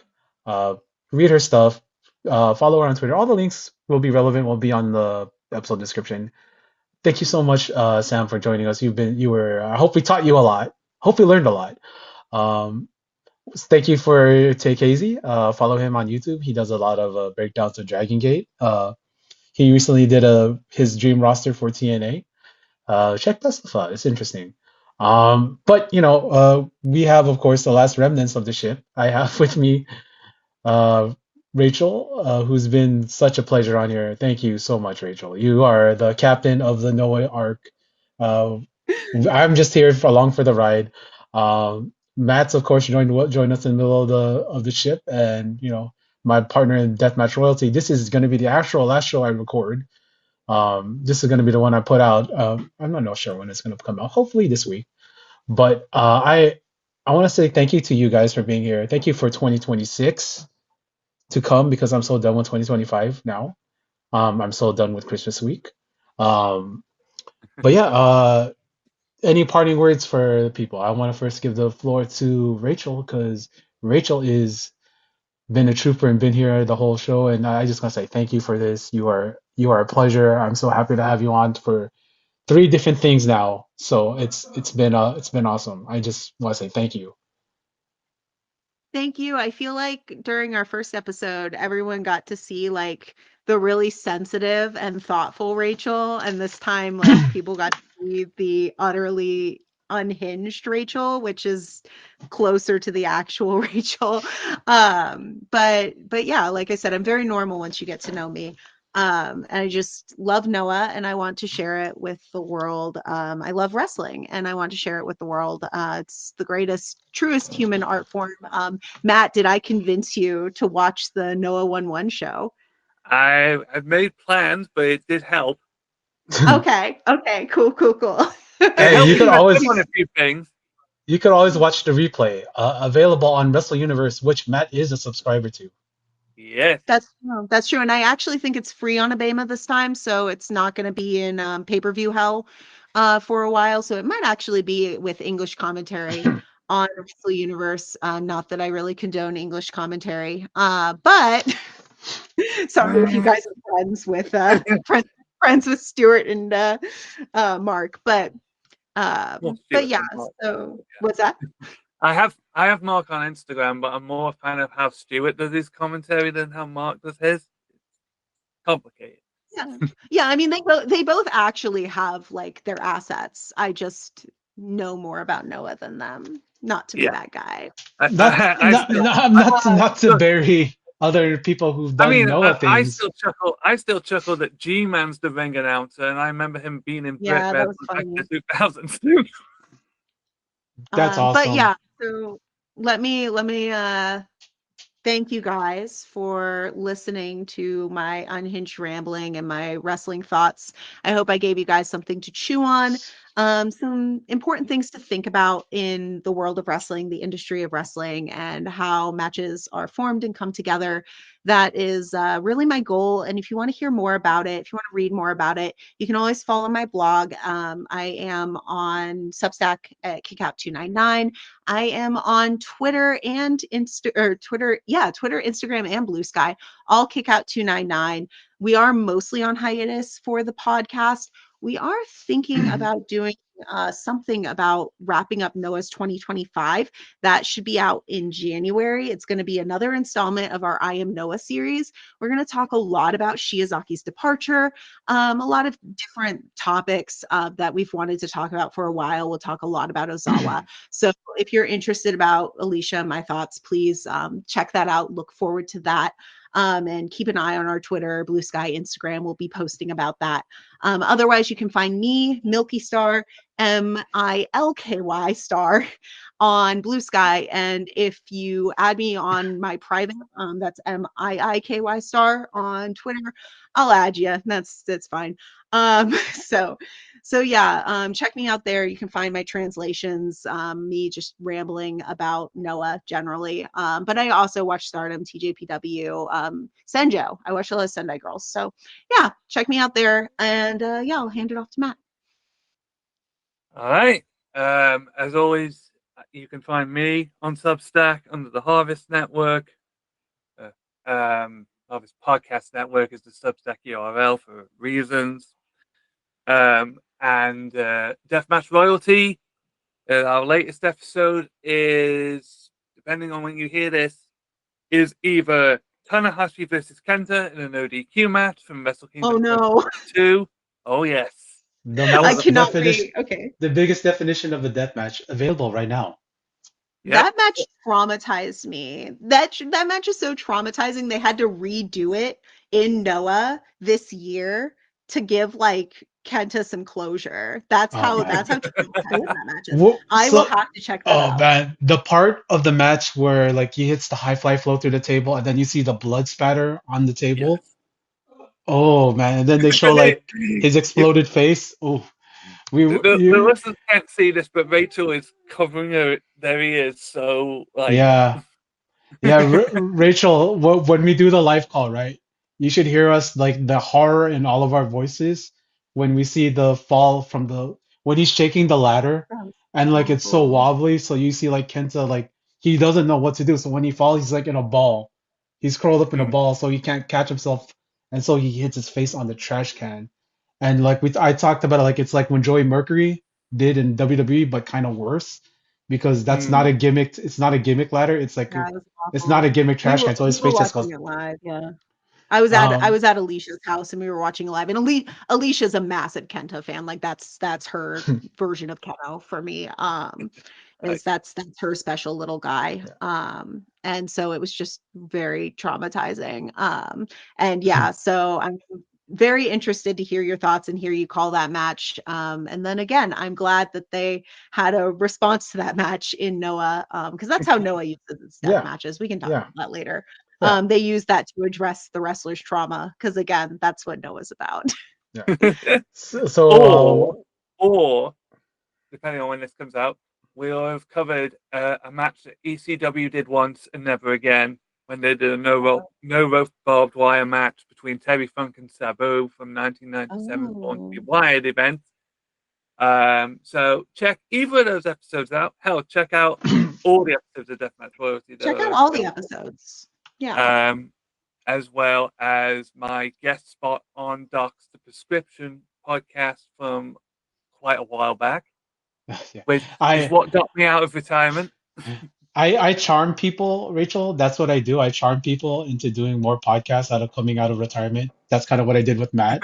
I kind of did drag you out of your little, not little, your big break from podcasting. So it's something that I do. I mean, I'll talk about wrestling for free for anybody, really. Yeah. You're not that special. I'm kidding. I'm kidding. I'm kidding. I'm kidding. Ah, I I'm was joking. I'm joking. I was putting It's been a myself joy. over, but like honestly, I this is know. No, legitimately though, I do listen to all the podcasts, but if anyone Yeah. asks me to guest, I often say no because I listen to their podcast and nothing really speaks to me.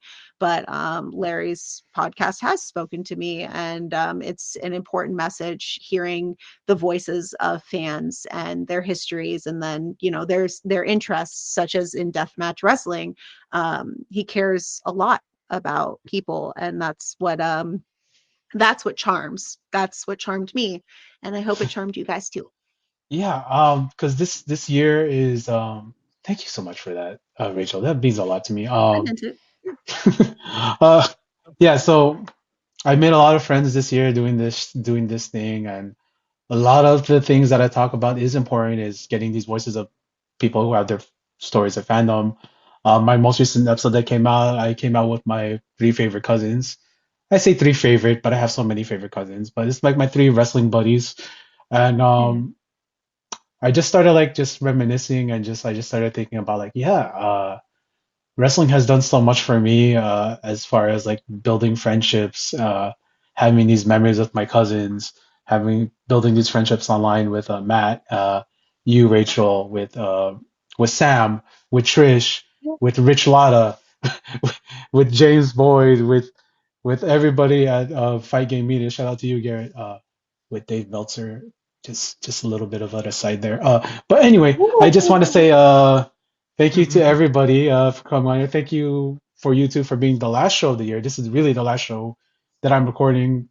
The Christmas shows are going to come out anyways, but this has been something that I'm very excited to do. You know, when you lead, I will follow you anywhere that you tell me to. And if you watch Gilmore Girls, you know what that means. So again, thank you guys all for this. This has been Dr. Lariat. This has been the prescription. This has been your preview for 1-1 and Itenyon. I don't know how to say 1-1 and can you say it? I cannot say Itanich.